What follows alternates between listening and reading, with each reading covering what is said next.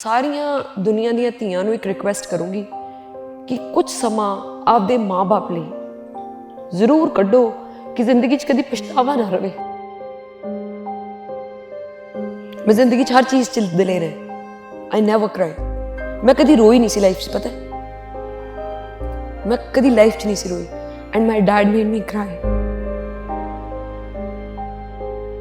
ਬੜੀ ਉਹ ਦੁਖਤੀ ਲੱਗ ਹੈ। मतलब समा हथ नहीं आउंदा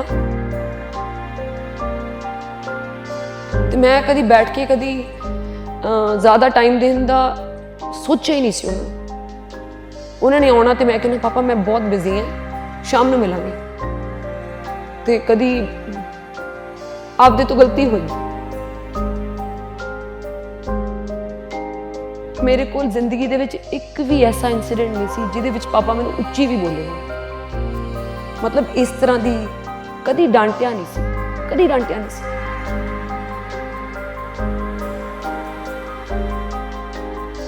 मतलब जिवें लोग आपदे मुंडियां नूं रेज़ करदे उन्होंने मैनूं उवें रेज़ कीता, मुंडियां वांग।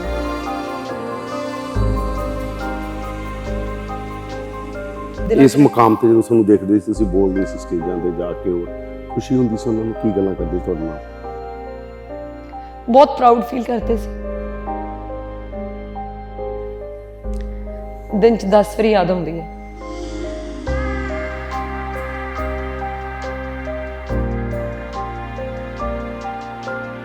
ते राजे दी मदर, राजे ने तो खैर आपदा मतलब देखिया ही नहीं मॉम नूं, ते कल्ले राजा मिस नहीं करदे। मैं भी राजे दी मदर नूं बड़ा मिस करदी। ਜਦੋਂ ਬਾਦਲਾਂ ਨਾਲ ਪਹਿਲੀ ਵਾਰੀ ਰੌਲਾ ਪਿਆ ਨਾ ਤੇ ਸਾਰੇ ਆਏ ਘਰੇ ਕਿ ਤੁਸੀਂ ਆ ਕੀ ਕਰ ਲਿਆ। ਇੱਕ ਬੰਦਾ ਜਿਹੜਾ ਆ ਕੇ ਕਹਿੰਦਾ ਬਹੁਤ ਵਧੀਆ ਕੀਤਾ। ਜਿਹੜੀ ਮੇਰੇ ਅੰਦਰ ਦਲੇਰੀ ਆਈ ਨਾ ਬਾਦਲਾਂ ਨੂੰ ਲੈ ਕੇ, ਮੇਰੇ ਫਾਦਰ ਨੇ ਦਿੱਤੀ। ਕਹਿੰਦੇ ਜਾਂ ਤਾਂ ਜਾਓ ਨਾ ਪਬਲਿਕ ਲਾਈਫ 'ਚ, ਜੇ ਜਾਣਾ ਹੈ ਨਾ ਫਿਰ ਪਿੱਛੇ ਮੁੜ ਕੇ ਨਹੀਂ ਝਾਕਣਾ। ਹਮੇਸ਼ਾ ਹੀ ਸਿਖਾਇਆ ਕਿ ਹਮੇਸ਼ਾ ਆਪਦੇ ਬਾਰੇ ਨਹੀਂ ਸੋਚਣਾ, ਜ਼ਿੰਦਗੀ 'ਚ ਸਮਾਜ ਨੂੰ ਵਾਪਸ ਵੀ ਦੇਈਦਾ।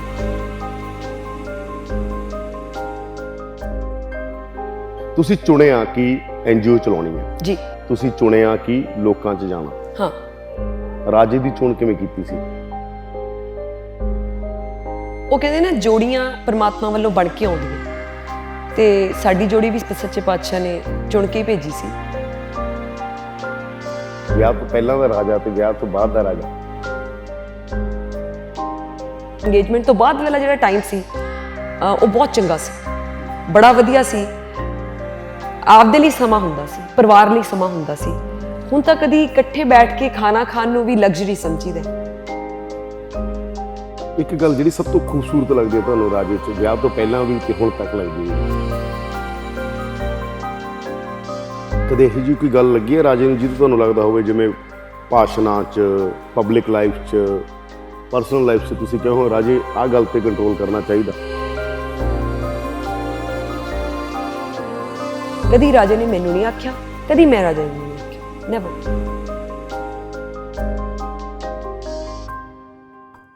ਜੇ ਪਾਰਟੀ ਤੁਹਾਨੂੰ ਕਦੇ ਕਹੇ ਤੁਸੀਂ ਹਰਸਿਮਰਤ ਬਾਦਲ ਦੇ ਖਿਲਾਫ ਕਹਿੰਦੇ ਹੋ, ਹਾਂਜੀ, ਤੇ ਕਿਉਂ ਨਹੀਂ, ਡੈਫੀਨਿਟਲੀ। ਹਰਸਿਮਰਤ ਬਾਦਲ ਨੂੰ ਕਿਵੇਂ ਦੇਖਦੇ ਹੋ ਵੈਸੇ ਐਜ਼ ਅ ਪੋਲੀਟੀਕਲ ਲੀਡਰ, ਉਹਨੂੰ ਕਿਵੇਂ ਦੇਖਦੇ ਹੋ? ਤੇ ਕਿਤੇ ਉਹਨਾਂ ਨੂੰ ਕਈ ਵਾਰੀ ਬੋਲਦਿਆਂ ਦੇਖਿਆ ਮਿਸਿਸ ਬਾਦਲ ਨੂੰ, ਤਾਂ ਬੀਬਾ ਜੀ ਦੀ ਸ਼ਬਦਾਵਲੀ ਹੈ ਨਾ ਜਿਹੜੀ, ਉਹ ਸ਼ਾਇਦ ਇੰਨੀ ਵਧੀਆ ਨਹੀਂ ਹੈਗੀ।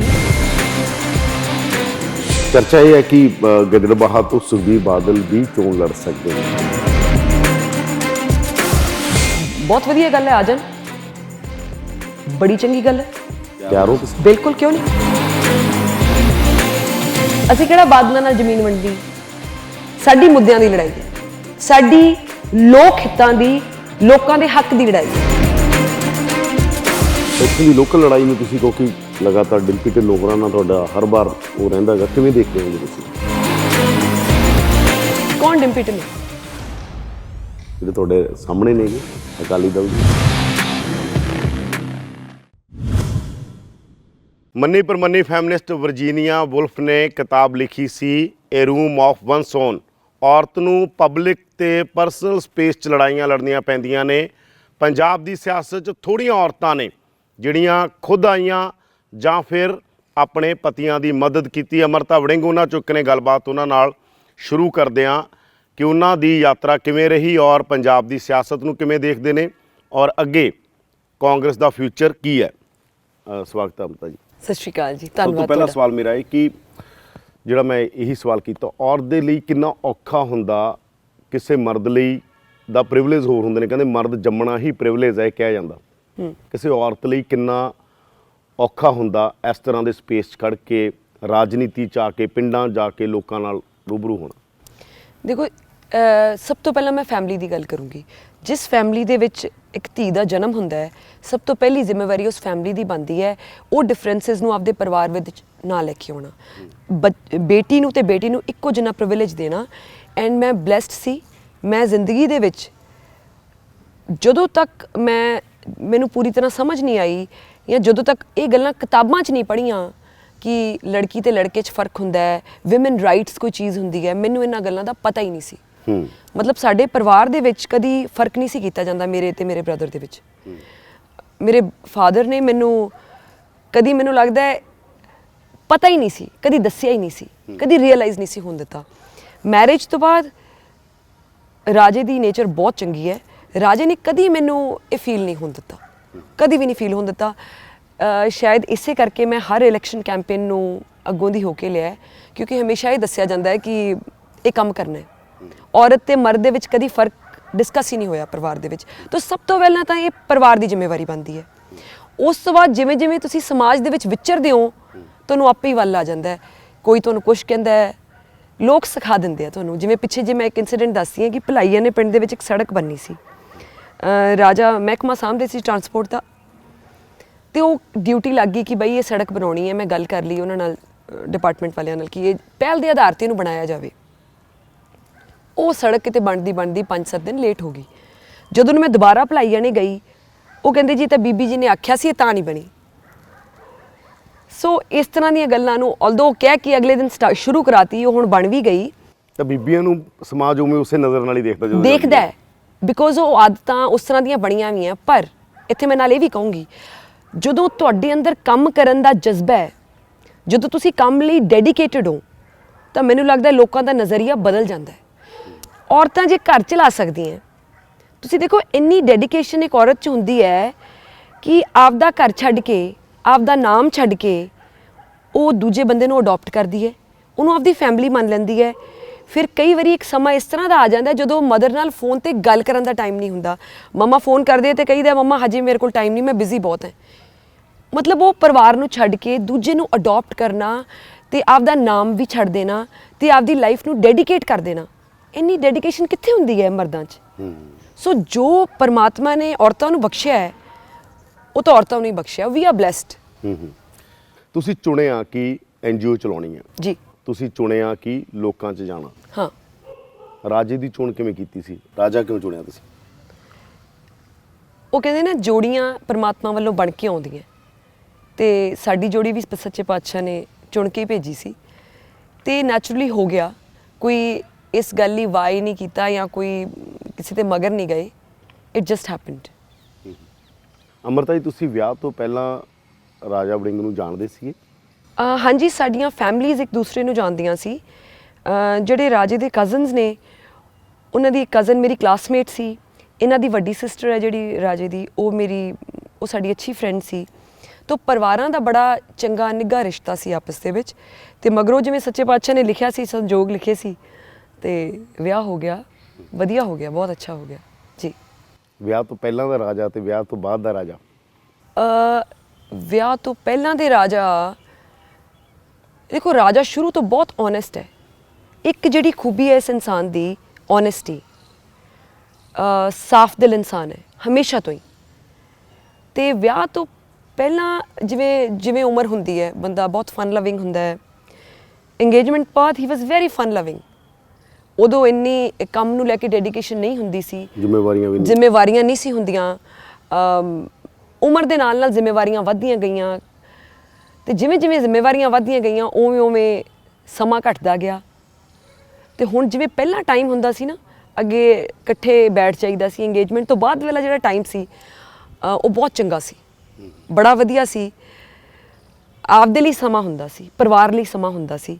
ਹੁਣ ਤਾਂ ਕਦੀ ਇਕੱਠੇ ਬੈਠ ਕੇ ਖਾਣਾ ਖਾਣ ਨੂੰ ਵੀ ਲਗਜ਼ਰੀ ਸਮਝੀਦਾ ਹੈ ਕਿ ਹਫਤਾ 10 ਦਿਨ ਹੋ ਜਾਂਦੇ ਹੈ, ਕਦੀ ਗੱਲ ਹੀ ਨਹੀਂ ਕਰਨੀ ਮਿਲਦੀ, ਅਰਸਾ ਹੀ ਬੀਤ ਜਾਂਦਾ ਹੈ। ਫੈਮਿਲੀ ਲਾਈਫ ਵਧੀਆ ਜਾਂ ਰਾਜਨੀਤੀ ਵਧੀਆ ਹੈਗੀ? ਇਹ ਚੀਜ਼ ਮਤਲਬ ਦੋਵਾਂ 'ਚ ਤੁਹਾਨੂੰ ਕੀ ਲੱਗਦਾ ਜੇ ਤੁਹਾਨੂੰ ਚੁਣਨਾ ਹੋਵੇ, ਤੁਸੀਂ ਰਾਜਨੀਤੀ ਚੁਣੋਗੇ ਜਾਂ ਫੈਮਿਲੀ ਲਾਈਫ? ਦੇਖੋ, ਜੇ ਤਾਂ ਕੰਮਾਂ ਨੂੰ ਵੇਖਿਆ ਜਾਵੇ, ਜੇ ਤਾਂ ਦੇਖਿਆ ਜਾਵੇ ਲੋਕ ਸੇਵਾ ਨੂੰ, ਕਿ ਸਮਾਜ ਨੂੰ ਵਾਪਸ ਕਿਵੇਂ ਦੇਣਾ ਹੈ, ਤੁਸੀਂ ਆਪਦਾ ਰੋਲ ਸਮਾਜ ਦੇ ਵਿੱਚ ਕਿਸ ਤਰ੍ਹਾਂ ਪਲੇ ਕਰਨਾ ਹੈ, ਤਾਂ ਰਾਜਨੀਤੀ ਤੋਂ ਚੰਗਾ ਕੋਈ ਤਰੀਕਾ ਨਹੀਂ ਹੋ ਸਕਦਾ। ਤੇ ਜੇ ਇਹ ਸੋਚਣਾ ਹੋਵੇ ਕਿ ਪਰਿਵਾਰ ਦੇ ਨਾਲ ਸਮਾਂ ਬਤੀਤ ਕਰਨਾ ਹੈ, ਤੇ ਉਹਦੇ ਲਈ ਜੇ ਸੋਚਿਆ ਜਾਵੇ ਤਾਂ ਫਿਰ ਰਾਜਨੀਤੀ ਦੇ ਵਿੱਚ ਤਾਂ ਸਮਾਂ ਹੁੰਦਾ ਹੀ ਨਹੀਂ, ਫਿਰ ਡੈਫੀਨਿਟਲੀ ਫੈਮਿਲੀ ਲਾਈਫ ਹੈ। ਪਰਿਵਾਰ ਨੂੰ ਇੱਕ ਪਾਸੇ ਰੱਖਣਾ ਪੈਂਦਾ ਹੈ ਰਾਜਨੀਤੀ ਦੇ ਵਿੱਚ, ਤੁਸੀਂ ਪਹਿਲ ਨਹੀਂ ਦੇ ਸਕਦੇ। ਇੱਕ ਪਾਸੇ ਕੰਮ ਹੈ, ਦੂਜੇ ਪਾਸੇ ਪਰਿਵਾਰ ਹੈ, ਤੁਸੀਂ ਇਹ ਦੋਵੇਂ ਗੱਲਾਂ ਰਲ ਨਹੀਂ ਸਕਦੀਆਂ। ਬਿਕੋਜ਼ ਹੁਣ ਵੀ ਜਿਵੇਂ ਦੇਖੋ ਕੈਂਪੇਨ ਚੱਲ ਰਹੀ ਹੈ, ਸਵੇਰ ਮੈਂ 9 ਵਜੇ ਜਾਂਦੀ ਹਾਂ, ਰਾਤ ਦੇ 9 ਵੱਜ ਜਾਂਦੇ ਆ ਵਾਪਸ ਆਉਂਦਿਆਂ ਨੂੰ, ਤੇ ਜਦੋਂ ਨੂੰ ਆਈਦਾ ਇੰਨੇ ਥੱਕੇ ਹੋਈਦਾ ਹੈ ਕਿ ਕੀ ਕਿਸੇ ਨਾਲ ਗੱਲ ਕਰਨੀ ਹੈ ਬੈਠ ਕੇ। ਆਪਦੇ ਡਿਨਰ ਨੂੰ ਵੀ ਸੋਚੀਦਾ ਕਿ ਚਲੋ ਜੇ ਨਹੀਂ ਵੀ ਖਾਧਾ ਤਾਂ ਕੋਈ ਗੱਲ ਨਹੀਂ, ਆਈ ਸੌਂ ਜਾਈਏ, ਬਿਕੋਜ਼ ਥੱਕੇ ਹੀ ਇੰਨੇ, ਭੁੱਖ ਰਹਿੰਦੀ ਨਹੀਂ। ਫੈਮਿਲੀ ਲਾਈਫ ਹੈ ਜਿਹੜੀ, ਉਹ ਡੈਫੀਨਿਟਲੀ ਕਿਤੇ ਨਾ ਕਿਤੇ ਡਿਸਟਰਬ ਹੁੰਦੀ ਹੈ, ਭਾਵੇਂ ਕੋਈ ਮੰਨੇ ਭਾਵੇਂ ਨਾ ਮੰਨੇ। ਇੱਕ ਗੱਲ ਜਿਹੜੀ ਸਭ ਤੋਂ ਖੂਬਸੂਰਤ ਲੱਗਦੀ ਹੈ ਤੁਹਾਨੂੰ ਰਾਜੇ 'ਚ, ਵਿਆਹ ਤੋਂ ਪਹਿਲਾਂ ਵੀ ਤੇ ਹੁਣ ਤੱਕ ਲੱਗਦੀ ਹੈ ਜਿਹੜੀ, ਕਿਹੜੀ ਗੱਲ ਆ ਉਹ? ਐਕਸਟ੍ਰੀਮਲੀ ਕੇਅਰਿੰਗ ਬੰਦਾ ਹੈ, ਐਕਸਟ੍ਰੀਮਲੀ ਕੇਅਰਿੰਗ। ਮਤਲਬ ਕਦੀ ਹਸਬੈਂਡ ਬਣ ਕੇ ਨਹੀਂ ਖੜੇ ਉਹ ਮੇਰੇ ਨਾਲ, ਹਮੇਸ਼ਾ ਹੀ is my best friend, he is my best friend. ਮਤਲਬ ਜਿਹੜੀ ਗੱਲ ਆਮ ਮੈਂ ਸੁਣਦੀ ਹਾਂ ਨਾ ਲੇਡੀਜ਼ ਨੂੰ ਕਿ ਇਹ ਗੱਲ ਮੈਂ ਆਪਦੇ ਹਸਬੈਂਡ ਨਾਲ ਨਹੀਂ ਕਰਨੀ, ਜਾਂ ਇਹ ਗੱਲ ਮੈਂ ਲੁਕਾਉਣੀ ਹੈ, ਮੈਨੂੰ ਲੱਗਦਾ ਹੈ ਸਾਡੀ ਜ਼ਿੰਦਗੀ 'ਚ ਇਸ ਤਰ੍ਹਾਂ ਦੀ ਕੋਈ ਗੱਲ ਨਹੀਂ ਜਿਹੜੀ ਮੈਨੂੰ ਹਾਈਡ ਕਰਨ ਦੀ ਲੋੜ ਹੈ, ਜਾਂ ਜਿਹਦੇ 'ਤੇ ਮੈਨੂੰ ਡਰ ਹੋਵੇ ਕਿ ਜੇ ਇਹ ਗੱਲ ਰਾਜੇ ਨੂੰ ਪਤਾ ਲੱਗ ਗਈ ਤਾਂ ਪਤਾ ਨਹੀਂ ਕੀ ਹੋਊਗਾ। ਮਤਲਬ ਰਾਜੇ ਦੇ ਰਿਐਕਸ਼ਨਸ ਕਿਸੇ ਵੀ ਗੱਲ ਨੂੰ ਲੈ ਕੇ ਇੰਨੇ ਐਗਜ਼ੋਰਬਿਟੈਂਟ ਨਹੀਂ ਹੁੰਦੇ ਕਿ ਜਿਹਦੇ ਨਾਲ ਰਿਸ਼ਤਾ ਖਰਾਬ ਹੋ ਜਾਏ, right. So I think he has always been my best friend. ਸਭ ਨਾਲੋਂ ਚੰਗੀ ਚੀਜ਼ ਰਾਜੇ ਦੀ ਇਹ ਹੈ ਕਿ ਸਭ ਤੋਂ ਚੰਗਾ ਦੋਸਤ ਹੈ, ਹਮੇਸ਼ਾ ਤੋਂ ਹੀ, ਅੱਜ ਵੀ ਹੈ, ਪਹਿਲਾਂ ਵੀ ਹੁੰਦੇ ਸੀ, and I am very sure ਸਾਰੀ ਜ਼ਿੰਦਗੀ ਰਾਜਾ ਬੈਸਟ ਫਰੈਂਡ ਬਣ ਕੇ ਰਹਿਣਗੇ ਮੇਰੇ। ਕਦੇ ਇਹੋ ਜਿਹੀ ਕੋਈ ਗੱਲ ਲੱਗੀ ਹੈ ਰਾਜੇ ਨੂੰ ਜਿਹਨੂੰ ਤੁਹਾਨੂੰ ਲੱਗਦਾ ਹੋਵੇ, ਜਿਵੇਂ ਭਾਸ਼ਣਾਂ 'ਚ, ਪਬਲਿਕ ਲਾਈਫ 'ਚ, ਪਰਸਨਲ ਲਾਈਫ 'ਚ ਤੁਸੀਂ ਕਹੋ ਰਾਜੇ ਆਹ ਗੱਲ 'ਤੇ ਕੰਟਰੋਲ ਕਰਨਾ ਚਾਹੀਦਾ, ਇਹ ਗੱਲ ਕਰੈਕਟ ਕਰਦੇ ਹੋ ਤੁਸੀਂ, ਪੋਲੀਟੀਕਲੀ ਕਰੈਕਟ ਕਰਦੇ ਹੋ? ਇੱਕ ਚੀਜ਼ ਜਿਹੜੀ ਮੈਂ ਰਾਜੇ ਬਾਰੇ ਤੁਹਾਨੂੰ ਦੱਸਣਾ ਚਾਹੁੰਦੀ ਹੈ ਕਿ ਰਾਜੇ ਨੇ ਨਾ ਕਦੀ ਆਪਦੀ ਆਪਦੀ ਸਪੀਚ ਸਕ੍ਰਿਪਟ ਨਹੀਂ ਕੀਤੀ, ਕਦੀ ਮੈਂ ਸਕ੍ਰਿਪਟ ਨਹੀਂ ਕੀਤੀ, ਕਦੀ ਅਸੀਂ ਇੱਕ ਦੂਜੇ ਨੂੰ ਇਹ ਗਾਈਡ ਨਹੀਂ ਕੀਤਾ ਕਿ ਜਾ ਕੇ ਨਾ ਭਾਸ਼ਣ 'ਚ ਆ ਬੋਲਣਾ ਹੈ, ਜਾਂ ਕਦੀ ਲਿਖਿਆ ਹੋਵੇ ਭਾਸ਼ਣ, ਨੈਵਰ। ਕਦੀ ਮੈਂ ਨਹੀਂ ਲਿਖਿਆ ਆਪਦਾ ਭਾਸ਼ਣ ਤੇ ਕਦੀ ਰਾਜੇ ਨੇ ਲਿਖਿਆ ਆਪਦਾ ਭਾਸ਼ਣ, ਨੈਵਰ। ਨਾ ਕਦੀ ਅਸੀਂ ਇੱਕ ਦੂਜੇ ਨੂੰ ਕੱਟਿਆ। ਪਰ ਜੇ ਕਿਤੇ ਹੋ ਗਿਆ, ਕਿਤੇ ਕੁਛ ਚੀਜ਼ ਬੋਲੀ ਗਈ, ਤਾਂ ਜਦੋਂ ਗੱਲਾਂ ਖਤਮ ਹੋ ਜਾਂਦੀਆਂ, ਸਭ ਸੈਟਲ ਡਾਊਨ ਹੋ ਜਾਂਦਾ ਹੈ, ਕਿਤੇ ਆਰਾਮ ਨਾਲ ਠੰਡੇ ਮਤੇ ਨਾਲ ਬੈਠੇ ਹੋਈਏ, ਉੱਥੇ ਬੈਠ ਕੇ ਕਿਤੇ ਗੱਲ ਜ਼ਰੂਰ ਛੇੜ ਲਈਦੀ ਹੈ ਕਿ ਉਹ ਜਿਹੜੀ ਫਲਾਣੇ ਦਿਨ ਗੱਲ ਹੋਈ ਸੀ ਨਾ, ਉਹ ਆਪਾਂ ਸ਼ਾਇਦ ਨਾ ਬੋਲਦੇ ਤਾਂ ਠੀਕ ਸੀ, ਇੰਨੀ ਕੁ ਗੱਲ। ਇਸ ਤਰ੍ਹਾਂ ਨਹੀਂ ਕਿ ਆਹ ਕੀ ਕਰਤਾ ਜਾਂ ਆਹ ਕੀ ਹੋ ਗਿਆ। ਕਦੀ ਰਾਜੇ ਨੇ ਮੈਨੂੰ ਨਹੀਂ ਆਖਿਆ, ਕਦੀ ਮੈਂ ਰਾਜੇ ਨੂੰ ਨਹੀਂ ਆਖਿਆ, ਨੈਵਰ। ਤੁਹਾਡੀ ਇੱਛਾ ਹੈ ਆਪਣੀ ਸਰਗਰਮ ਰਾਜਨੀਤੀ 'ਚ ਆਉਣ ਦੀ? ਜੇ ਕਿਤੇ ਪਾਰਟੀ ਨੇ ਡਿਸਾਈਡ ਕੀਤਾ, ਜੇ ਕਿਤੇ ਪਾਰਟੀ ਨੇ ਮੌਕਾ ਦਿੱਤਾ, ਤਾਂ ਹਜੇ ਤੱਕ ਸੋਚਿਆ ਨਹੀਂ, ਪਰ ਜੇ ਕਿਤੇ ਪਾਰਟੀ ਨੇ ਮੌਕਾ ਦਿੱਤਾ ਤਾਂ ਜ਼ਰੂਰ। ਰਾਜੇ ਨੇ ਕਿਹਾ ਕਦੇ ਕਿ ਇਕੱਲਾ ਮੇਰੇ ਵਾਲਾ ਹਲਕਾ ਹੀ ਸਾਂਭੀ ਜਾਂਦੇ ਹੋ, ਕੋਈ ਆਪਣਾ ਹਲਕਾ ਵੀ ਦੇਖੋ ਜਾਂ ਆਪਣੀ ਇੰਡੀਪੈਂਡੈਂਟ ਸਿਆਸਤ ਕਰੋ, ਜਾਂ ਰਾਜੇ ਨੂੰ ਕੋਈ ਸਮੱਸਿਆ ਤਾਂ ਨਹੀਂ? ਨਹੀਂ, ਜੇ ਰਾਜੇ ਨੂੰ ਸਮੱਸਿਆ ਹੁੰਦੀ ਤੇ ਰਾਜਾ ਜੀ ਮੈਨੂੰ ਲੱਗਦਾ ਮੈਨੂੰ ਸ਼ਾਇਦ ਆਪਦੀ ਕੌਂਸਟੀਟੂਐਂਸੀ 'ਚ ਵੀ ਭੇਜਣਾ ਪਸੰਦ ਨਾ ਕਰਦੇ। ਇਸ ਤਰ੍ਹਾਂ ਦੀ ਕੋਈ ਗੱਲ ਨਹੀਂ, ਬਿਲਕੁਲ ਵੀ ਨਹੀਂ। ਜਿਹੜੀਆਂ ਆਮ ਲੇਡੀਜ਼ ਨੂੰ ਪ੍ਰੋਬਲਮਸ ਹੁੰਦੀਆਂ ਹੈ ਨਾ, ਜਿਵੇਂ ਤੁਸੀਂ ਮੈਨੂੰ ਕਿਹਾ ਕਿ ਔਰਤਾਂ ਨੂੰ ਸਮੱਸਿਆਵਾਂ ਹੁੰਦੀਆਂ ਪਰਿਵਾਰਾਂ 'ਚੋਂ, ਜਿਵੇਂ ਮਿਸਿਸ ਬਾਦਲ ਦੀ ਤੁਸੀਂ ਗੱਲ ਕੀਤੀ, ਤਾਂ ਇਸ ਤਰ੍ਹਾਂ ਦੀ ਪ੍ਰੋਬਲਮ ਕਦੀ ਮੈਂ ਰਾਜੇ 'ਚ ਨਹੀਂ ਵੇਖੀ, ਕਦੀ ਵੀ ਨਹੀਂ ਵੇਖੀ। ਸ਼ਾਇਦ ਰਾਜੇ ਨੇ ਕਦੀ ਇਹ ਸੋਚਿਆ ਹੀ ਨਹੀਂ। ਉਹ ਕਹਿੰਦੇ ਬੈਸਟ ਫਰੈਂਡਸ ਵਾਲਾ ਰਿਸ਼ਤਾ ਜ਼ਿਆਦਾ ਹੈ, ਔਰਤ ਵਾਲਾ ਮਤਲਬ ਹੁੰਦਾ ਨਾ ਕਿ ਔਰਤ ਮਰਦ ਦੇ ਵਿੱਚ ਜਿਹੜਾ ਫਰਕ ਹੁੰਦਾ ਹੈ, ਸਾਡੇ ਪਰਿਵਾਰ 'ਚੋਂ ਹੈ ਨਹੀਂ। ਹਾਂਜੀ। ਕਿਵੇਂ ਦੇਖਦੇ ਹੋ ਆਉਣ ਵਾਲੇ ਸਮੇਂ ਦੇ ਅੰਦਰ ਕਾਂਗਰਸ ਦੀ ਸਿਆਸਤ ਨੂੰ, ਗਿੱਦੜਬਾਹਾ ਦੀ ਸਿਆਸਤ ਨੂੰ ਕਿਵੇਂ ਦੇਖ ਰਹੇ ਹੋ ਤੁਸੀਂ? ਦੇਖੋ, ਜਿਹੜਾ ਸਿਆਸਤ ਅੱਖਰ ਹੈ ਨਾ, ਮੈਨੂੰ ਲੱਗਦਾ ਹੈ ਜੇ ਆਪਾਂ ਇਹਨੂੰ ਲੋਕ ਸੇਵਾ ਕਹੀਏ ਤਾਂ ਜ਼ਿਆਦਾ ਬਿਹਤਰ ਹੈ। ਇਹ ਬੈਸਟ ਪਲੇਟਫਾਰਮ ਹੁੰਦਾ ਹੈ ਜਿੱਥੇ ਤੁਸੀਂ ਲੋਕਾਂ ਦੀ ਮਦਦ ਕਰ ਸਕਦੇ ਹੋ, ਤੁਹਾਡੇ ਕੋਲ ਸੁਵਿਧਾਵਾਂ ਸਾਰੀਆਂ ਹੁੰਦੀਆਂ ਜਿੱਥੇ ਤੁਸੀਂ ਲੋਕਾਂ ਦੀਆਂ ਸਮੱਸਿਆਵਾਂ ਦਾ ਹੱਲ ਕਰ ਸਕਦੇ ਹੋ। ਤੇ ਜਿੱਥੇ ਜਿੱਥੇ ਹੋ ਸਕਦਾ ਹੈ ਤੁਸੀਂ ਜੇ ਕੰਮਾਂ ਨੂੰ ਪ੍ਰਾਇੋਰਟੀਜ਼ ਕਰਦੇ ਰਹੋ ਕਿ ਲੋਕਾਂ ਦੇ ਅਕੋਰਡਿੰਗ ਪ੍ਰਾਇੋਰਟਾਈਜ਼ ਕਰਦੇ ਰਹੋ ਤਾਂ ਮੈਨੂੰ ਲੱਗਦਾ ਤੁਹਾਨੂੰ ਸਮੱਸਿਆ ਕਦੀ ਵੀ ਨਹੀਂ ਆਉਂਦੀ। ਲੋਕਾਂ ਦੀਆਂ ਸਮੱਸਿਆਵਾਂ ਦਾ ਹੱਲ ਹੋਣਾ ਚਾਹੀਦਾ ਹੈ ਤੇ ਜੇ ਤੁਸੀਂ ਮਿਹਨਤ ਨਾਲ, ਸ਼ਿੱਦਤ ਨਾਲ, ਸਾਫ਼ ਦਿਲ ਨਾਲ ਲੋਕਾਂ ਦੇ ਵਿੱਚ ਵਿਚਰਦੇ ਹੋ, ਲੋਕਾਂ ਦੇ ਹੱਕਾਂ ਲਈ ਲੜਦੇ ਹੋ ਤਾਂ ਇਦੋਂ ਚੰਗੀ ਚੀਜ਼ ਹੋ ਨਹੀਂ ਸਕਦੀ। ਜੇ ਪਾਰਟੀ ਤੁਹਾਨੂੰ ਕਦੇ ਕਹੇ ਤੁਸੀਂ ਹਰਸਿਮਰਤ ਬਾਦਲ ਦੇ ਖਿਲਾਫ ਕੈਂਡੀਡੇਟ ਹੋ, ਹਾਂਜੀ, ਫਿਰ ਕਿਉਂ ਨਹੀਂ? ਡੈਫੀਨਿਟਲੀ ਜੇ ਪਾਰਟੀ ਨੇ ਡਿਸਾਈਡ ਕੀਤਾ ਤਾਂ ਪਾਰਟੀ ਦਾ ਹੁਕਮ ਸਿਰ ਮੱਥੇ, ਕੋਈ ਪ੍ਰੋਬਲਮ ਹੀ ਨਹੀਂ। ਹਰਸਿਮਰਤ ਬਾਦਲ ਨੂੰ ਕਿਵੇਂ ਦੇਖਦੇ ਹੋ ਵੈਸੇ ਐਜ਼ ਅ ਪੋਲੀਟੀਕਲ ਲੀਡਰ, ਉਹਨਾਂ ਨੂੰ ਕਿਵੇਂ ਦੇਖਦੇ ਹੋਗੇ? ਦੇਖੋ, ਮੈਂ ਸਭ ਤੋਂ ਪਹਿਲੀ ਗੱਲ ਸਾਰੀਆਂ ਔਰਤਾਂ ਵਾਸਤੇ ਇੱਕ ਮੰਨਦੀ ਹਾਂ ਕਿ ਆਪਦੇ ਫੈਮਿਨਿਜ਼ਮ ਨੂੰ ਇੰਟੈਕਟ ਰੱਖੋ। ਜਿਹੜੀਆਂ ਖੂਬਸੂਰਤ ਚੀਜ਼ਾਂ ਸੱਚੇ ਪਾਤਸ਼ਾਹ ਨੇ ਸਾਨੂੰ ਬਖਸ਼ੀਆਂ ਹੈ, ਜ਼ੁਬਾਨ ਦੀ ਮਿਠਾਸ ਹੈ ਨਾ ਜਿਹੜੀ, ਇਹ ਜ਼ਰੂਰ ਹੋਣੀ ਚਾਹੀਦੀ ਹੈ। ਜਦੋਂ ਆਪਾਂ ਕਿਸੇ ਵੀ ਫੀਲਡ ਦੇ ਵਿੱਚ ਜਾਂਦੇ ਹਾਂ, ਇੱਕ ਛੋਟੀ ਜੀ ਐਗਜ਼ਾਮਪਲ ਹੈ, ਆਪਾਂ ਨੂੰ ਜ਼ਿਆਦਾ ਉੱਚੀ ਬੋਲ ਕੇ ਆਪਦੀਆਂ ਗੱਲਾਂ ਨੂੰ ਐਕਸਪ੍ਰੈਸ ਕਰਨ ਦੀ ਲੋੜ ਨਹੀਂ ਹੁੰਦੀ, ਜਾਂ ਆਪਦੀ ਸ਼ਬਦਾਵਲੀ ਨੂੰ ਗਲਤ ਯੂਜ਼ ਕਰਕੇ ਆਪਦੀਆਂ ਗੱਲਾਂ ਦੱਸਣ ਦੀ ਲੋੜ ਨਹੀਂ ਹੁੰਦੀ। ਇੱਥੇ ਮੈਂ ਕਿਤੇ ਨਾ ਕਿਤੇ ਉਹਨਾਂ ਨੂੰ ਕਈ ਵਾਰੀ ਬੋਲਦਿਆਂ ਦੇਖਿਆ, ਮਿਸਿਸ ਬਾਦਲ ਨੂੰ, ਤਾਂ ਬੀਬਾ ਜੀ ਦੀ ਸ਼ਬਦਾਵਲੀ ਹੈ ਨਾ ਜਿਹੜੀ, ਉਹ ਸ਼ਾਇਦ ਇੰਨੀ ਵਧੀਆ ਨਹੀਂ ਹੈਗੀ। ਆਪਦੇ ਫੈਮਿਨਿਜ਼ਮ ਨੂੰ ਇੰਟੈਕਟ ਰੱਖੋ and be proud of it. ਮੇਰੀ ਇਹ ਥਾਟ ਹੈ ਕਿ ਆਰਾਮ ਦੀ ਮਿਠਾਸ ਆਵਾਜ਼ ਦੀ ਨੂੰ ਕਾਇਮ ਰੱਖਦੇ ਹੋਏ ਜੇ ਤੁਸੀਂ ਆਪਦੀ ਗੱਲ ਰੱਖੋਗੇ ਤਾਂ ਉਹ ਗੱਲ ਦੀ ਸੁਣਵਾਈ ਓਨੀ ਹੈ। ਤੁਹਾਨੂੰ ਮਰਦਾਂ ਵਾਲੀ ਜ਼ੁਬਾਨ 'ਚ ਬੋਲਣ ਦੀ ਲੋੜ ਨਹੀਂ। ਕਿਉਂ? ਕਰਕੇ ਤਾਂ ਦੇਖੋ। ਮੈਂ ਮਤਲਬ ਇਹ ਜਿਹੜੀ ਚੀਜ਼ ਹੈ ਨਾ ਉਹਨਾਂ 'ਚ ਮਿਸਿੰਗ ਹੈ। ਸੈਕੰਡਲੀ ਦੇਖੋ, ਮੈਂ ਬਠਿੰਡਾ ਹਲਕਾ ਜਦੋਂ ਰਾਜਾ ਚੋਣ ਲੜ ਰਹੇ ਸਨ ਤਾਂ ਉਦੋਂ ਸਾਰਾ ਵਿਜ਼ਿਟ ਕੀਤਾ ਤਾਂ ਜਿਵੇਂ ਕੰਮ ਹੋਣੇ ਚਾਹੀਦੇ ਸੀ ਉਹ ਨਹੀਂ ਹੋਏ। ਬੀਬਾ ਜੀ ਫੂਡ ਮਿਨਿਸਟਰ ਸੀ, ਪ੍ਰੋਸੈਸਡ ਫੂਡ ਉਹਨਾਂ ਦੇ ਅੰਡਰ ਆਉਂਦਾ ਸੀ, ਤਾਂ ਬੜਾ ਕੁਝ ਕੀਤਾ ਜਾ ਸਕਦਾ ਸੀ ਪੰਜਾਬ ਦੇ ਅੰਦਰ। ਦੇਖੋ, ਪੰਜਾਬ ਖੇਤੀ ਪ੍ਰਧਾਨ ਸੂਬਾ ਹੈ ਤਾਂ ਕਿੰਨੂ ਸਾਡੀ ਬੈਲਟ ਵਿੱਚ ਬਹੁਤ ਹੁੰਦਾ ਹੈ। ਐਗਜ਼ਾਮਪਲ ਦੇ ਰਹੀ ਹਾਂ, ਅਮਰੂਦ ਬਹੁਤ ਹੁੰਦਾ ਹੈ, ਅਨਾਰ ਹੁੰਦਾ ਹੈ। ਹੁਣ ਤਾਂ ਅੱਜ ਕੱਲ੍ਹ ਤਾਂ ਬੜੇ ਵੱਖਰੇ ਤਰ੍ਹਾਂ ਦੇ ਲੋਕਾਂ ਨੇ ਆਰਗੈਨਿਕ ਖੇਤੀ ਕਰਨੀ ਸ਼ੁਰੂ ਕਰਤੀ। ਡਰੈਗਨ ਫਰੂਟ ਦੀ ਖੇਤੀ ਬੜੀ ਹੁੰਦੀ ਹੈ, ਸਟ੍ਰਾਬੇਰੀਜ਼ ਦੀ ਖੇਤੀ ਬਹੁਤ ਹੁੰਦੀ ਹੈ। ਜੇ ਇਸ ਚੀਜ਼ ਨੂੰ ਪੰਜਾਬ ਦੀ ਇਕੋਨਮੀ ਦੇ ਵਿੱਚ ਐਡ ਕੀਤਾ ਜਾਂਦਾ, ਪ੍ਰੋਸੈਸਡ ਫੂਡ ਨੂੰ, ਤਾਂ ਮੈਨੂੰ ਲੱਗਦਾ ਕਿ ਕਿੰਨੇ ਕਰੋੜਾਂ ਦਾ ਫਾਇਦਾ ਸਾਡੀ ਇਸ ਬੈਲਟ ਨੂੰ ਹੋ ਸਕਦਾ ਸੀ। ਹਮੇਸ਼ਾ ਉਹ ਦੇਖੋ, SGPC ਤੇ ਅਕਾਲੀ ਦਲ 'ਚ ਕੋਈ ਫਰਕ ਨਹੀਂ, ਮਤਲਬ ਉਹ ਇੱਕੋ ਹੀ ਹੈ। SGPC ਦੇ ਉੱਤੇ ਉਹਨਾਂ ਦਾ ਪੂਰਾ ਕੰਟਰੋਲ ਹੈ ਤੇ ਉਹ ਇਹ ਸਮਝਦੇ ਹੈ ਕਿ ਜਿਹੜਾ ਸਿੱਖ ਧਰਮ ਹੈ ਉਹਦੇ ਤੇ ਸਾਡਾ ਸਭ ਤੋਂ ਵੱਡਾ ਹੱਕ ਹੈ। ਰਾਈਟ? ਸਾਰੇ ਲਾਈਵ ਚਲਾਉਂਦਾ ਹੈ ਅੰਮ੍ਰਿਤਸਰ ਸਾਹਿਬ ਤੋਂ, ਅਕਾਲ ਤਖਤ ਸਾਹਿਬ ਤੋਂ। ਤੁਸੀਂ ਇਹ ਦੱਸੋ ਕਿ ਸਾਰੇ ਕਾਸੇ ਦਾ ਖਾਤਾ ਤੁਹਾਡੇ ਕੋਲੇ ਹੈ, ਸਾਰੇ ਚੜਾਵੇ ਤੁਹਾਡੇ ਕੋਲੇ ਜਾਂਦੇ ਹੈ, SGPC ਤੁਹਾਡੀ ਹੈ। ਤੁਸੀਂ ਇਹ ਦੱਸੋ ਕਿ ਤੁਸੀਂ ਪੰਜਾਬ ਦੇ ਸਿੱਖਾਂ ਲਈ ਕੀਤਾ ਕੀ ਹੈ? ਜੇ ਤੁਸੀਂ ਡਿਲੀਵਰੀ ਦੀ ਗੱਲ ਕਰਦੇ ਹੋ, ਜੇ ਤੁਸੀਂ ਬੀਇੰਗ ਅ ਮਿਨਿਸਟਰ ਉਹਨਾਂ ਦੀ ਗੱਲ ਕਰਦੇ ਹੋ ਕਿ ਉਹ ਕੈਬਨਿਟ ਮਿਨਿਸਟਰ ਸੀ। ਬਾਦਲ ਪਰਿਵਾਰ ਤਾਂ ਅਕਸਰ ਕਹਿੰਦਾ ਕਿ ਪੰਥ ਦੀ ਸਭ ਤੋਂ ਵੱਡੀ ਸੇਵਾ ਅਸੀਂ ਕੀਤੀ ਹੈ। ਮੈਨੂੰ ਦੱਸੋ ਕੀ ਕੀਤੀ ਹੈ ਨਾ, ਤੁਸੀਂ ਦੱਸੋ ਕੀ ਕੀਤਾ? ਕੋਈ ਉਹਨਾਂ ਨੇ ਵੱਖਰੇ ਸਾਡੇ ਧਰਮ ਨੂੰ ਪ੍ਰਮੋਟ ਕਰਨ ਲਈ ਉਹਨਾਂ ਨੇ ਕੀ ਕੀਤਾ? ਚਲੋ ਉਹਨਾਂ ਨੇ ਕਹਿੰਦੇ ਯਾਦਗਾਰਾਂ ਬਣਾਈਆਂ ਅਸੀਂ, ਬਾਬਾ ਬੰਦਾ ਸਿੰਘ ਬਹਾਦਰ ਦੀ, ਵਿਰਾਸਤ ਏ ਖਾਲਸਾ, ਇਸ ਤਰ੍ਹਾਂ ਦੀਆਂ ਚੀਜ਼ਾਂ ਗਣਾਉਂਦੇ ਨੇ ਉਹ। ਦੇਖੋ, ਪੰਜਾਬ ਹੈ ਨਾ ਜਿਹੜਾ, ਪੰਜਾਬ ਨੂੰ ਟੂਰਿਜ਼ਮ ਦੇ ਵਿੱਚ ਬਹੁਤ ਅੱਗੇ ਲਿਜਾਇਆ ਜਾ ਸਕਦਾ ਸੀ। ਰਾਜਸਥਾਨ ਦੀ ਬੇਸਿਕ ਜਿਹੜਾ ਇਕੋਨਮੀ ਹੈ ਨਾ, ਉਹਦੇ ਵਿੱਚ ਟੂਰਿਜ਼ਮ ਮੇਨ ਹੈ। ਤੁਸੀਂ ਇਹ ਦੱਸੋ ਕਿ ਪੰਜਾਬ ਦੇ ਵਿੱਚ 3 ਤਖਤ ਆਉਂਦੇ ਹੈ, ਇਹਨਾਂ ਨੇ ਤਖਤਾਂ ਦੇ ਟੂਰਿਜ਼ਮ ਨੂੰ ਪ੍ਰਮੋਟ ਕਰਨ ਲਈ ਜੇ ਕੁਝ ਵੀ ਕੀਤਾ ਹੈ ਤਾਂ ਪਲੀਜ਼ ਇਹ ਦੱਸਣ, ਇਹਨਾਂ ਨੇ ਸਾਡੇ ਸਿੱਖ ਧਰਮ ਨੂੰ ਪ੍ਰਮੋਟ ਕਰਨ ਦੇ ਲਈ ਕੀ ਕੀਤਾ ਹੈ? ਉਹ ਸਾਰਾ ਜਿਹੜਾ ਚੜਾਵਾ ਚੜ੍ਹਦਾ ਹੈ, ਇਹਨਾਂ ਨੇ ਉਸ ਪੈਸੇ ਨੂੰ ਕਿੱਥੇ ਲਾਇਆ? ਕਿਹੜੇ ਸਿੱਖਾਂ ਨੂੰ, ਕਿਹੜੇ ਸਿੱਖਾਂ ਦੇ ਬੱਚਿਆਂ ਨੂੰ ਇਹਨਾਂ ਨੇ ਨੌਕਰੀਆਂ ਦਿੱਤੀਆਂ? ਦੇਖੋ, ਜਿਹੜੀ ਚੀਜ਼ ਹੈ ਨਾ, ਹਰ ਚੀਜ਼ ਇਕੋਨਮੀ ਤੋਂ ਸ਼ੁਰੂ ਹੁੰਦੀ ਹੈ। ਫੂਡ ਨੂੰ ਪੰਜਾਬ ਦੀ ਇਕੋਨਮੀ ਦੇ ਵਿੱਚ ਬੜਾ ਅਗਾਂਹ ਲਿਜਾਇਆ ਜਾ ਸਕਦਾ ਸੀ। ਪੈਕੇਜਡ ਫੂਡ ਇੰਡਸਟਰੀ ਇਹਨਾਂ ਦੇ ਕੋਲੇ ਸੀ ਪੂਰੇ ਦੇਸ਼ ਦੀ। ਇਹਨਾਂ ਨੇ ਪੰਜਾਬ ਦੇ ਵਿੱਚ ਕਿੱਥੇ ਫੂਡ ਪ੍ਰੋਸੈਸਿੰਗ ਯੂਨਿਟਸ ਲਾਏ? ਬਠਿੰਡੇ ਦੇ ਵਿੱਚ ਮੈਨੂੰ 2 ਫੂਡ ਪ੍ਰੋਸੈਸਿੰਗ ਯੂਨਿਟਸ ਦੇ ਨਾਮ ਲੈ ਦਿਓ ਜਿਹੜੇ ਬੀਬਾ ਜੀ ਨੇ ਆਪਦੇ ਕਾਰਜਕਾਲ ਦੇ ਦੌਰਾਨ ਬਣਾਏ। ਹੁਣ ਇੱਕ ਵੀ ਨਹੀਂ ਬਣਾਇਆ। ਤੁਸੀਂ ਮੈਨੂੰ ਦੱਸੋ ਕਿ ਉੱਥੇ ਆਲੂਆਂ ਦੀ ਖੇਤੀ ਬਹੁਤ ਹੁੰਦੀ ਹੈ, ਕਿੱਥੇ ਲਾਈ ਹੈ? ਕੋਈ ਲੇਜ਼ ਵਰਗੀ ਫੈਕਟਰੀ, ਇੱਕ ਨਿੱਕੀ ਜੀ ਗੱਲ ਕਰ ਰਹੀ ਹਾਂ, ਖੈਰ ਮੈਂ ਬਾਹਲੀਆਂ ਗੱਲਾਂ ਤਾਂ ਨਹੀਂ ਕਰਦੀ, ਮੈਂ ਇੱਕ ਛੋਟੀ ਜੀ ਉਦਾਹਰਨ ਦੇ ਰਹੀ ਹਾਂ। ਕੀ ਕੀਤਾ ਇਹਨਾਂ ਨੇ? ਵੇਖੋ, ਬਹੁਤ ਕੁਝ ਕੀਤਾ ਜਾ ਸਕਦਾ ਸੀ।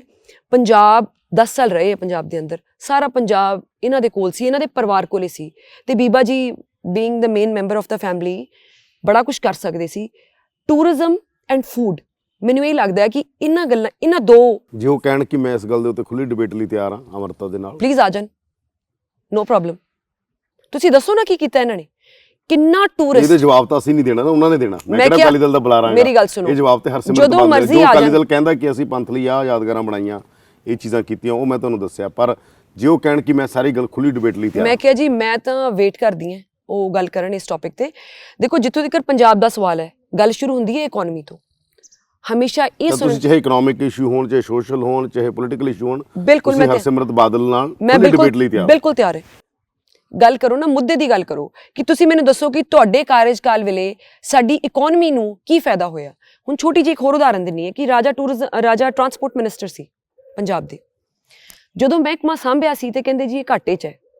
3 ਮਹੀਨੇ ਕੰਮ ਕੀਤਾ, ਕੋਈ ਬਾਹਲਾ ਲੰਮਾ ਸਮਾਂ ਨਹੀਂ ਕੰਮ ਕੀਤਾ, 111 ਦਿਨ ਕੰਮ ਕੀਤਾ। 111 ਦਿਨਾਂ ਦੇ ਵਿੱਚ ਉਸੇ ਮਹਿਕਮੇ ਨੂੰ ਰੋਜ਼ ਦੀ 1 ਕਰੋੜ ਤੇ 28 ਲੱਖ ਰੁਪਈਆ ਕਮਾਈ ਕਰਨ ਵਾਲਾ ਮਹਿਕਮਾ 3 ਮਹੀਨਿਆਂ 'ਚ ਬਣਾ ਕੇ ਆਏ ਹੈ। ਮੈਂ ਸਾਰਿਆਂ ਦੀ ਗੱਲ ਨਹੀਂ ਕਰ ਰਹੀ, ਇਕੱਲੇ ਟਰਾਂਸਪੋਰਟ ਦੀ ਗੱਲ ਕਰਦੀ ਹਾਂ।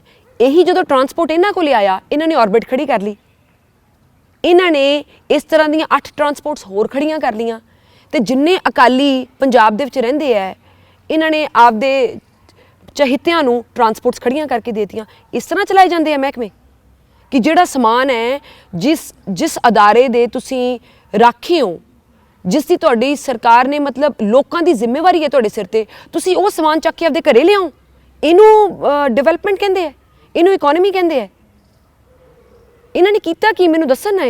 ਮੈਂ ਤਾਂ ਸਿਰਫ ਇੱਕ ਟਰਾਂਸਪੋਰਟ ਮਹਿਕਮੇ ਦੀ ਗੱਲ ਕੀਤੀ ਹੈ, ਮੈਂ ਤਾਂ ਹੋਰ ਕਿਸੇ ਦੀ ਗੱਲ ਨਹੀਂ ਕੀਤੀ। ਔਰ 3 ਮਹੀਨੇ ਕੰਮ ਕੀਤਾ ਹੈ ਵੜਿੰਗ ਸਾਹਿਬ ਨੇ। ਇਹਨਾਂ ਦੇ ਟੈਕਸ ਖੜੇ ਸੀ, 1 ਲੱਖ ਕਿਲੋਮੀਟਰ ਬੱਸਾਂ ਨਜਾਇਜ਼ ਚੱਲ ਰਹੀਆਂ ਸੀ, ਜਿਹਦੇ ਵਿੱਚੋਂ 60,000 ਕਿਲੋਮੀਟਰ ਇਕੱਲੇ ਬਾਦਲ ਪਰਿਵਾਰ ਦੀਆਂ ਸੀ। ਤੁਸੀਂ ਮੁੱਦੇ ਦੀ ਗੱਲ ਕਰੋ, ਮੈਂ ਤਾਂ ਇਕੱਲੇ ਛੋਟੇ ਜਿਹੇ ਮਹਿਕਮੇ ਦੀ ਗੱਲ ਕੀਤੀ ਹੈ। ਤੇ ਮੈਂ ਹੁਣ, ਇਹ ਹਮੇਸ਼ਾ ਧਰਮ ਦੀ ਗੱਲ ਕਰਦੇ ਹੈ, ਤੇ ਮੈਂ ਧਰਮ ਤੇ ਇਹ ਗੱਲ ਲੈ ਕੇ ਆਉਣੀ ਹੈ ਕਿ ਤੁਹਾਨੂੰ ਕੁਝ ਵੀ ਕਰਨ ਦੀ ਲੋੜ ਨਹੀਂ, ਪੰਜਾਬ ਚੋਂ ਬਾਹਰ ਜਾਣ ਦੀ ਲੋੜ ਨਹੀਂ। ਆਪਣੇ ਗੁਰੂਆਂ ਨੇ ਆਪਾਂ ਨੂੰ ਤਖਤ ਆਪਣੇ ਸੂਬੇ 'ਚ ਦਿੱਤੇ ਹੋਏ ਹੈ, ਔਰ ਕਿੰਨੇ ਪੰਜਾਬੀ ਦੁਨੀਆ ਭਰ ਤੇ ਵਸਦੇ ਹੈ। ਭਾਵੇਂ ਪੰਜਾਬੀ ਕਿਤੇ ਮਰਜ਼ੀ ਚਲਾ ਜਾਵੇ, ਉਹਦੇ ਦਿਲ ਦੇ ਵਿੱਚ ਨਾ ਧਰਮ ਦੀ ਜਿਹੜੀ ਜਗ੍ਹਾ ਹੈ ਉਹ ਹਮੇਸ਼ਾ ਵੱਖਰੀ ਹੁੰਦੀ ਹੈ। ਜਦੋਂ ਵੀ ਕੋਈ, ਭਾਵੇਂ ਕੋਈ ਨਿਊਜ਼ੀਲੈਂਡ ਰਹਿੰਦਾ ਹੈ, ਭਾਵੇਂ ਕੋਈ ਕੈਨੇਡਾ ਰਹਿੰਦਾ ਹੈ, ਅਮਰੀਕਾ ਰਹਿੰਦਾ ਹੈ, ਸਭ ਨੂੰ ਇਹ ਹੁੰਦਾ ਕਿ ਸਭ ਤੋਂ ਪਹਿਲਾਂ ਜਾ ਕੇ ਅਸੀਂ ਗੁਰਦੁਆਰਾ ਸਾਹਿਬ ਮੱਥਾ ਟੇਕੀਏ। ਇਹ ਚੀਜ਼ ਕਹੋ ਜਾਂ ਨਾ ਕਹੋ, ਹੁਣ ਰਹਿੰਦੀ ਆਪਦੇ ਅੰਦਰ। ਜੇ ਇਹਨਾਂ ਗੱਲਾਂ ਨੂੰ, ਜੇ ਇਹਨਾਂ ਚੀਜ਼ਾਂ ਨੂੰ, ਆਪਦੇ ਤਖਤਾਂ ਨੂੰ, ਆਪਦੀ ਹਿਸਟਰੀ ਨੂੰ ਜੇ ਅਸੀਂ ਪ੍ਰਮੋਟ ਕੀਤਾ ਹੁੰਦਾ ਇੱਕ ਇਸ ਲੈਵਲ ਤੇ ਕਿ ਜਦੋਂ ਬੰਦਾ ਜਹਾਜ਼ ਤੋਂ ਉਤਰੇ ਉਹ ਪਹਿਲਾਂ ਤਖਤ ਸਾਹਿਬ ਵਿਜ਼ਿਟ ਕਰੇ, ਜਦੋਂ ਉਤਰੇ ਜਿੰਨੀਆਂ ਪੰਜਾਬ ਦੀਆਂ ਹਿਸਟੋਰੀਕਲ ਬਿਲਡਿੰਗਸ ਹੈ ਉਹਨਾਂ ਨੂੰ ਇੱਕ ਟੂਰਿਸਟ ਅਟਰੈਕਸ਼ਨ ਬਣਾਇਆ ਜਾਵੇ। ਕੀ ਕੀਤਾ ਟੂਰਿਜ਼ਮ ਵਾਸਤੇ, ਕੀ ਕੀਤਾ? ਮਤਲਬ ਇੱਕ ਚੀਜ਼ ਦੱਸੋ। ਦੇਖੋ 2 ਬਿਲਡਿੰਗਸ ਨੂੰ ਖੜਾ ਕਰਨ ਦੇ ਨਾਲ ਆਪਾਂ ਟੂਰਿਜ਼ਮ ਪ੍ਰਮੋਟ ਨਹੀਂ ਕਰ ਰਹੇ। ਇੱਕ ਐਗਜ਼ਾਮਪਲ ਹੈ ਆਪਣੇ ਅੱਗੇ ਰਾਜਸਥਾਨ ਦੀ, ਸਾਰਿਆਂ ਦੇ ਸਾਹਮਣੇ। ਤੁਸੀਂ ਕਦੇ ਹਰਸਿਮਰਤ ਬਾਦਲ ਨੂੰ ਪਰਸਨਲੀ ਮਿਲੇ ਹੋ? ਕਦੇ ਕੋਈ ਫੰਕਸ਼ਨ 'ਚ ਮਿਲੇ ਹੋਵੋ, ਵਿਆਹ ਤੇ ਮਿਲੇ ਹੋਵੋ? ਹਾਂਜੀ ਮੈਂ ਮਿਲੀ ਹਾਂ। ਉਦੋਂ ਇਲੈਕਸ਼ਨ ਲੜਨ ਤੋਂ ਪਹਿਲਾਂ ਅਸੀਂ ਬਾਜ਼ਾਰ ਦੇ ਵਿੱਚ ਸ਼ਾਪਿੰਗ ਕਰਦੇ ਇਕੱਠੇ ਹੋਏ ਸੀ, ਤੇ ਸਰਪ੍ਰਾਈਜ਼ਿੰਗਲੀ ਇਕੱਠੇ ਹੋਏ ਸੀ। ਇੱਧਰੋਂ ਮੈਂ ਗਈ ਹੋਈ ਸੀ, ਉੱਧਰੋਂ ਮਿਸਿਸ ਬਾਦਲ ਬਾਜ਼ਾਰ 'ਚ ਆਏ ਹੋਏ ਸੀ, ਖਾਨ ਮਾਰਕੀਟ। ਇੱਕ ਵਾਰੀ ਖਾਨ ਮਾਰਕੀਟ ਦੀ ਗੱਲ ਹੈ, ਹਾਂਜੀ ਦਿੱਲੀ ਦੀ ਗੱਲ ਹੈ, ਹਾਂਜੀ ਦਿੱਲੀ ਜੀ, ਇਕੱਠੇ ਹੋਏ ਸੀ। ਮੈਂ ਗਈ ਹੋਈ ਸੀ ਆਪਦੇ। ਕੀ ਗੱਲਾਂ ਬਾਤਾਂ ਹੋਈਆਂ? ਕੋਈ ਗੱਲ ਨਹੀਂ ਹੋਈ, ਕੋਈ ਗੱਲ ਨਹੀਂ ਕੀਤੀ, ਬਸ ਇੰਨੀ ਗੱਲ ਹੋਈ ਕਿ ਜਨਰਲੀ ਹੈਲੋ ਸਤਿ ਸ਼੍ਰੀ ਅਕਾਲ, ਬਸ ਇੰਨੀ ਗੱਲ, ਇਦੋਂ ਜ਼ਿਆਦਾ ਨਹੀਂ। ਮਤਲਬ ਪੋਲਿਟਿਕਸ ਕੀ ਇਹੋ ਜਿਹੀ ਚੀਜ਼ ਹੁੰਦੀ ਹੈ ਜਿਹੜੀ ਪਰਸਨਲ ਰਿਲੇਸ਼ਨ ਨੂੰ ਵੀ ਉਹ ਕਰ ਦਿੰਦੀ ਹੈ? ਨਹੀਂ ਤਾਂ ਜਦੋਂ ਕੋਈ ਮਿਲਦਾ ਮਿਲੋ, ਹੱਸ ਕੇ ਮਤਲਬ ਮਿਲ ਸਕਦੇ ਹੋ ਕਿ ਨਹੀਂ? ਜਾਂ ਇਹ ਕਹਿ ਦੇਣਗੇ ਮਿਲੇ ਹੋਏ ਨੇ ਫਿਰ ਰਾਜਾ ਵੜਿੰਗ ਤੇ ਸੁਖਬੀਰ ਬਾਦਲ ਮਿਲ ਗਏ, ਇਹ ਡਰ ਲੱਗਦਾ?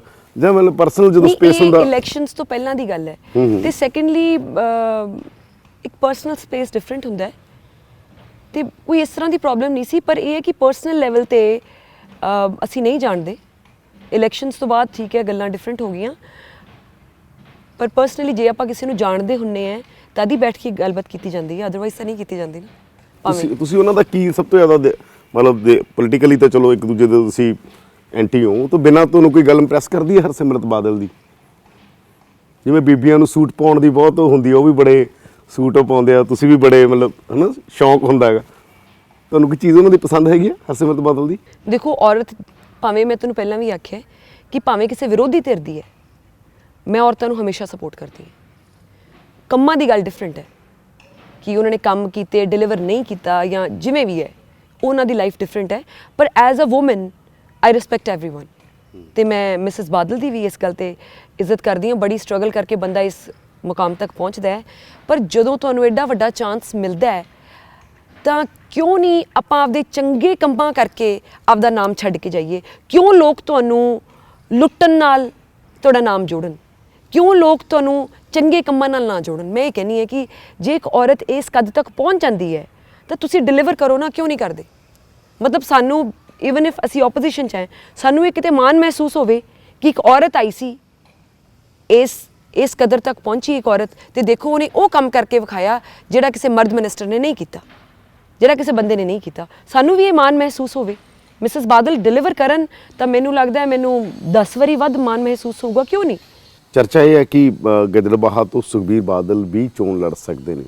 ਬਹੁਤ ਵਧੀਆ ਗੱਲ ਹੈ, ਆ ਜਾਣ, ਬੜੀ ਚੰਗੀ ਗੱਲ ਹੈ। ਤਿਆਰ ਹੋ ਤੁਸੀਂ? ਬਿਲਕੁਲ, ਕਿਉਂ ਨਹੀਂ? ਕਿਉਂ ਨਹੀਂ? ਹਰਸਿਮਰਤ ਬਾਦਲ ਵੀ ਆਉਣਗੇ, ਫਿਰ ਬਠਿੰਡੇ ਵਾਲਾ ਕੰਮ ਹੋ ਜਾਣਾ। ਕੋਈ ਗੱਲ ਨਹੀਂ, ਚੰਗੀ ਗੱਲ ਹੈ। ਵੇਖੋ ਅਸੀਂ ਕਿਹੜਾ ਬਾਦਲਾਂ ਨਾਲ ਜ਼ਮੀਨ ਵੰਡਣੀ ਹੈ? ਸਾਡੀ ਮੁੱਦਿਆਂ ਦੀ ਲੜਾਈ ਹੈ, ਸਾਡੀ ਲੋਕ ਹਿੱਤਾਂ ਦੀ, ਲੋਕਾਂ ਦੇ ਹੱਕ ਦੀ ਲੜਾਈ ਹੈ। ਉਹਨਾਂ ਦੇ ਕੋਲੇ 5 ਵਾਰੀ ਮੁੱਖ ਮੰਤਰੀ ਰਹੇ ਵੱਡੇ ਬਾਦਲ ਸਾਹਿਬ, 10 ਸਾਲ ਲਗਾਤਾਰ ਉਹਨਾਂ ਦੀ ਸਰਕਾਰ ਰਹੀ। ਮੈਂ ਤਾਂ ਇਕੱਲੀ ਲੋਕਾਂ ਦੀ ਹਿੱਤ ਦੀ ਗੱਲ ਕਰਦੀ ਹਾਂ। ਲੋਕਾਂ ਲਈ ਉਹਨਾਂ ਨੇ ਕੀ ਕੀਤਾ? 40 ਸਾਲ ਗਿੱਦੜਬਾਹਾ ਉਹਨਾਂ ਦੇ ਕੋਲ ਰਿਹਾ। ਤੇ ਤੁਹਾਨੂੰ ਮੈਂ ਗੱਲ ਦੱਸਣਾ ਚਾਹੁੰਦੀ ਹਾਂ ਕਿ ਅਸੀਂ ਮਗਰਲੇ 5 ਸਾਲ ਗਲੀਆਂ, ਸੜਕਾਂ ਤੇ ਸਕੂਲਾਂ ਤੇ 5 ਸਾਲ ਸਾਡੇ ਲੰਘ ਗਏ। ਸੁਣਨ ਵਾਲੇ ਨੂੰ ਇਹ ਲੱਗਦਾ ਕਿ ਗਲੀਆਂ ਸੜਕਾਂ ਤੇ ਹੀ ਤੁਰੇ ਫਿਰਦੇ, ਪਰ ਰਿਐਲਿਟੀ ਇਹ ਹੈ ਕਿ ਵਾਕਈ ਗਲੀਆਂ, ਸੜਕਾਂ, ਸੀਵਰੇਜ, ਵਾਟਰ ਵਰਕਸ, ਗਿੱਦੜਬਾਹਾ ਦਾ ਪਹਿਲਾ ਸਰਕਾਰੀ ਕਾਲਜ ਹੁਣ ਰਾਜਾ ਵੜਿੰਗ ਲੈ ਕੇ ਆਏ, ਹੈ ਹੀ ਨਹੀਂ ਸੀ। ਗਿੱਦੜਬਾਹਾ ਦੇ ਵਿੱਚ mother and child care centre ਹੈ ਹੀ ਨਹੀਂ ਸੀ, ਬਿਲਡਿੰਗ ਹੁਣ ਬਣਾਈ ਹੈ। ਹਸਪਤਾਲ ਨੂੰ ਨਵੇਂ ਸਿਰੇ ਤੋਂ ਹੁਣ ਖੜਾ ਕੀਤਾ ਹੈ। ਧਰਮਸ਼ਾਲਾ ਹਰ ਪਿੰਡ ਦੇ ਵਿੱਚ ਹੁਣ ਬਣਾ ਕੇ ਦਿੱਤੀਆਂ। ਸਾਨੂੰ ਇਹਨਾਂ ਕੰਮਾਂ ਨੂੰ ਕਰਨ ਦੀ ਜ਼ਰੂਰਤ ਨਹੀਂ ਸੀ ਹੋਣੀ ਜੇ ਬਾਦਲ ਪਰਿਵਾਰ ਇੱਥੇ 40 ਸਾਲ ਰਹਿ ਕੇ ਗਿਆ ਸੀ ਤੇ ਇਹ ਕੰਮ ਕੀਤੇ ਹੁੰਦੇ। ਇਹ ਬੇਸਿਕਸ ਹੁੰਦੇ ਹੈ ਕਿਸੇ ਵੀ ਹਲਕੇ ਦੇ। ਅਸੀਂ ਬੇਸਿਕਸ ਹੀ ਪੂਰੇ ਕਰ ਰਹੇ ਸੀ ਹਜੇ ਤੱਕ। ਮੁੱਦਿਆਂ ਦੀ ਗੱਲ ਕਰੋ, ਕੰਮਾਂ ਦੀ ਗੱਲ ਕਰੋ, ਲੋਕਾਂ ਲਈ ਤੁਸੀਂ ਕੀ ਕੀਤਾ? ਤੁਹਾਨੂੰ ਲੱਗਦਾ ਕਦੇ ਕਦੇ ਜਿਹੜਾ ਭਾਸ਼ਾ ਦਾ ਸੰਜਮ ਕੋਈ ਵੀ ਖੋਂਦਾ, ਰਾਜਾ ਵੜਿੰਗ ਕਹਿੰਦੇ ਨੇ ਸੁਖਬੀਰ ਬਾਦਲ ਨੇ ਖੋਤਾ, ਸੁਖਬੀਰ ਬਾਦਲ ਕਹਿੰਦੇ ਆ ਰਾਜਾ ਵੜਿੰਗ ਨੇ ਉਹ ਕਰਤਾ, ਐਲੀਗੇਸ਼ਨਾਂ ਦੀ ਗੇਮ। ਤੁਹਾਨੂੰ ਲੱਗਦਾ ਕਿ ਕਦੇ ਤੁਸੀਂ ਗੱਲ ਕੀਤੀ ਹੈ ਇਸ ਇਸ਼ੂ ਤੇ ਕਿ ਭਾਸ਼ਾ ਦਾ ਸੰਜਮ ਹੋਣਾ ਚਾਹੀਦਾ ਹੈਗਾ? ਤੁਹਾਨੂੰ ਪਤਾ ਮੈਂ ਕਿਹੜੀ ਸਪੀਚ ਦੀ ਗੱਲ ਕਰ ਰਿਹਾ, ਚੋਣਾਂ ਦੇ ਟਾਈਮ। ਬਿਲਕੁਲ। MC election. ਬਿਲਕੁਲ, ਦੇਖੋ ਐਮਸੀ ਇਲੈਕਸ਼ਨ ਸੀ। ਸੁਖਬੀਰ ਜੀ ਦੀ ਜਿਹੜੀ ਸਪੀਚ ਸੀ ਉਹਦੀ ਸ਼ਬਦਾਵਲੀ ਇੰਨੀ ਭੱਦੀ ਸੀ ਔਰ ਇੰਨੀ ਨਿੰਦਨਯੋਗ ਸੀ, ਔਰ ਵਰਕਰਸ ਦਾ ਮੋਰਾਲ ਇੰਨਾ ਡਾਊਨ ਹੋ ਜਾਂਦਾ ਉਸ ਤਰ੍ਹਾਂ ਦੀ ਸਪੀਚ ਸੁਣ ਕੇ। ਦੇਖੋ ਲੀਡਰ ਤੁਹਾਡਾ ਮੋਢੀ ਹੁੰਦਾ, ਉਹਨੇ ਅੱਗਾ ਲੈਣਾ ਹੁੰਦਾ। ਜਦੋਂ ਆਪੋਜੀਸ਼ਨ ਪਾਰਟੀ ਦਾ ਲੀਡਰ ਇਸ ਤਰ੍ਹਾਂ ਦੀ ਸ਼ਬਦਾਵਲੀ ਤੁਹਾਡੇ ਲੀਡਰ ਨੂੰ ਯੂਜ਼ ਕਰਕੇ ਜਾਂਦਾ ਹੈ ਨਾ, ਤਾਂ ਵਰਕਰਸ ਦਾ ਮੋਰਾਲ ਨਾ ਇੱਥੋਂ ਥੱਲੇ ਆ ਜਾਂਦਾ, ਡਿੱਗ ਪੈਂਦਾ। ਤਾਂ ਉਹਨੂੰ ਸਾਂਭਣ ਦੀ ਜਿਹੜੀ ਜ਼ਿੰਮੇਵਾਰੀ ਹੈ ਉਹ ਤੁਹਾਡੇ ਲੀਡਰ ਦੀ ਹੈ। ਜੇ ਉਸ ਟਾਈਮ ਤੇ ਰਾਜਾ ਉਹਨਾਂ ਦੀ ਜ਼ੁਬਾਨ ਦੇ ਵਿੱਚ ਜਵਾਬ ਨਾ ਦਿੰਦੇ ਤਾਂ ਮੈਨੂੰ ਲੱਗਦਾ ਹੈ ਵਰਕਰਸ ਦਾ ਮੋਰਾਲ ਤਾਂ ਹੀ ਨਹੀਂ ਸੀ ਆ ਸਕਣਾ। ਬਿਕੋਜ਼ ਇਹਨਾਂ ਨੇ ਨਾ ਦਹਿਸ਼ਤ, ਬਾਦਲ ਪਰਿਵਾਰ ਨਾਲ ਸ਼ਬਦ ਜੁੜਦਾ ਹੈ, ਇਹ ਲੋਕਾਂ ਦੇ ਵਿੱਚ ਦਹਿਸ਼ਤ ਫੈਲਾ ਕੇ ਇਹਨਾਂ ਲੋਕਾਂ ਨੇ ਰਾਜ ਕੀਤਾ ਹੈ। ਜਦੋਂ ਕਿਸੇ ਨੇ ਇਹਨਾਂ ਨੂੰ ਵੋਟ ਨਹੀਂ ਪਾਈ, ਤੇ ਇਹ ਆਮ ਗੱਲ ਸੀ ਗਿੱਦੜਬਾਹਾ ਦੇ ਵਿੱਚ ਨਾ, ਜਦੋਂ ਮੈਂ ਫਰਸਟ ਇਲੈਕਸ਼ਨ ਲਈ ਕੈਂਪੇਨ ਕਰਨ ਗਈ ਤਾਂ ਜਿਸ ਵੀ ਕਿਸੇ ਪਰਿਵਾਰ 'ਚ ਮੈਂ ਵੋਟ ਲਈ ਜਾਂਦੀ ਸੀ, ਕੈਂਪੇਨ ਕਰਦੀ ਸੀ ਨਾ, ਤਾਂ ਸੱਚ ਜਾਣਿਆ ਜੀ ਲੋਕ ਮੈਨੂੰ ਦਰਵਾਜ਼ੇ ਦੇ ਅੰਦਰੋਂ ਖੜ ਕੇ ਕਹਿ ਦਿੰਦੇ ਸੀ ਬੀਬਾ ਜੀ ਵੋਟ ਪਾਵਾਂਗੇ ਪਰ ਨਾਲ ਨਹੀਂ ਤੁਰ ਸਕਦੇ। ਤੇ ਪਹਿਲੀ ਇਲੈਕਸ਼ਨ ਦੇ ਵਿੱਚ ਮੈਂ ਪੂਰੇ ਸ਼ਹਿਰ ਦੇ ਅੰਦਰ ਮੈਨੂੰ ਲੱਗਦਾ ਅਸੀਂ 5-6 ਜਣਿਆਂ ਨੇ ਡੋਰ ਟੂ ਡੋਰ ਕੀਤਾ ਤੇ ਲੋਕਾਂ ਨਾਲ ਇਹ ਵਾਅਦਾ ਕੀਤਾ ਸੀ ਕਿ ਸ਼ਹਿਰ ਦੇ ਅੰਦਰੋਂ ਡਰ ਕੱਢ ਦੂੰਗੀ। ਇਹਨਾਂ ਨੇ ਇੰਨਾ ਖੌਫ ਪੈਦਾ ਕੀਤਾ ਹੋਇਆ ਸੀ, ਜਿਹਨੇ ਵੋਟ ਨਹੀਂ ਪਾਈ, ਜਿਹੜਾ ਨਾਲ ਨਹੀਂ ਤੁਰਿਆ, ਜਿਹੜਾ ਜ਼ਰਾ ਜਿਹਾ ਉਲਟ ਬੋਲ ਪਿਆ, ਉਹਦੇ ਅਗੇਂਸਟ 302 ਦਾ ਪਰਚਾ। ਇਹ ਆਮ ਗੱਲ ਸੀ। ਤੇ ਇਹਨਾਂ ਲੋਕਾਂ ਨੇ ਨਾ ਇਹ ਝੂਠੇ ਪਰਚੇ ਪਾ ਕੇ ਲੋਕਾਂ ਦੇ ਵਿੱਚ ਬੜਾ ਖੌਫ ਪੈਦਾ ਕੀਤਾ ਹੋਇਆ ਸੀ। ਇਹ ਆਮ ਜੀ ਗੱਲ ਸੀ ਗਿੱਦੜਬਾਹਾ ਦੇ ਅੰਦਰ। ਸੋ ਉਹਨਾਂ ਚੀਜ਼ਾਂ ਨੂੰ ਖਤਮ ਕੀਤਾ ਹੈ। ਬਾਦਲਾਂ ਦੀ ਗੱਲ ਤੁਸੀਂ ਲਗਾਤਾਰ ਕਰ ਰਹੇ ਹੋ, ਮਨਪ੍ਰੀਤ ਬਾਦਲ ਨੂੰ ਤੁਸੀਂ ਕਿਵੇਂ ਦੇਖਦੇ ਹੋਗੇ? ਮੈਂ ਦੇਖੋ ਇਸ ਗੱਲ ਬਾਰੇ ਜ਼ਿਆਦਾ ਕੁਝ ਨਹੀਂ ਕਹਿਣਾ ਚਾਹੁੰਦੀ, ਬਿਕੋਜ਼ ਮੈਂ ਕੇਵਲ ਵਿਰੋਧੀ ਧਿਰ ਬਾਰੇ ਗੱਲ ਕਰੂੰਗੀ। ਜਿਹੜੇ ਇਨਸਾਨ ਪਾਰਟੀ ਦੇ ਵਿੱਚ ਹੈ ਮੈਂ ਉਸ ਗੱਲ 'ਚ ਪੈਣਾ ਨਹੀਂ ਚਾਹੁੰਦੀ। ਰਾਜਾ ਵੜਿੰਗ ਉਹਨਾਂ ਬਾਰੇ ਬੋਲੇ ਖੁੱਲ੍ਹ ਕੇ, ਫੇਸਬੁੱਕ ਤੇ ਲਿਖਿਆ। ਹਾਂਜੀ। ਉਸ ਤੋਂ ਬਾਅਦ ਸ਼ਾਇਦ ਡਿਲੀਟ ਵੀ ਕਰਤਾ, ਪਾਰਟੀ ਨੇ ਕਿਹਾ ਇੱਕ ਦੌਰ 'ਚ ਕਾਫੀ ਜ਼ਿਆਦਾ ਤਿੱਖੀ ਕੰਟਰਡਿਕਸ਼ਨ ਹੋ ਗਈ ਸੀ ਮਨਪ੍ਰੀਤ ਬਾਦਲ ਨਾਲ। ਹਾਂਜੀ ਹਾਂਜੀ, ਦੇਖੋ ਰਾਜਾ ਬੀਇੰਗ ਐਮਐਲਏ ਤੁਹਾਡੀ ਸਾਰੇ ਬਾਦਲਾਂ ਨਾਲ ਹੀ ਬਣਦੀ ਜਾਂ ਕਿਸੇ ਇੱਕ ਅੱਧੇ ਬਾਦਲ ਨਾਲ ਬਣਦੀ? ਦੇਖੋ ਮੈਂ ਤੁਹਾਨੂੰ ਪਹਿਲਾਂ ਵੀ ਆਖਿਆ ਕਿ ਸਾਡਾ ਉਹ ਬਾਦਲ ਬਾਦਲ ਤਾਂ ਕਾਂਗਰਸ 'ਚ ਨੇ, ਦੂਜੇ ਬਾਦਲ ਤਾਂ ਚਲੋ ਅਕਾਲੀ ਦਲ 'ਚ ਨੇ, ਤੁਹਾਡੀ ਸਾਰੇ ਬਾਦਲਾਂ ਨਾਲ ਹੀ ਖੜਕੀ ਹੋਈ ਆ। ਸਾਡਾ ਕਿਸੇ ਨਾਲ ਕੋਈ ਰੌਲਾ ਨਹੀਂ, ਪਰਸਨਲੀ ਸਾਡੀ ਲੋਕਾਂ ਦੇ ਮੁੱਦਿਆਂ ਦੀ ਲੜਾਈ ਹੈ। ਦੇਖੋ ਜੇ ਅੱਜ ਤੁਸੀਂ ਪੰਜਾਬ ਦੇ ਲੋਕਾਂ ਦੀ ਆਵਾਜ਼ ਹੋ, ਪੰਜਾਬ ਦੇ ਲੋਕਾਂ ਦੀ ਜ਼ਿੰਮੇਵਾਰੀ ਹੈ ਨਾ ਜਿਹੜੀ, ਉਹ ਤੁਹਾਡੇ ਸਿਰ ਤੇ ਹੈ। ਬੜਾ ਲੋਕਾਂ ਨੇ ਵਿਸ਼ਵਾਸ ਜਿਤਾ ਕੇ ਤੁਹਾਨੂੰ ਅਸੈਂਬਲੀ 'ਚ ਭੇਜਿਆ ਆਪਦੀ ਆਵਾਜ਼ ਬਣਾ ਕੇ, ਤੇ ਲੁੱਟਣਾ ਸਾਡਾ ਫਰਜ਼ ਨਹੀਂ ਬਣਦਾ ਜੋ ਇਹਨਾਂ ਲੋਕਾਂ ਨੇ ਕੀਤਾ ਹੈ।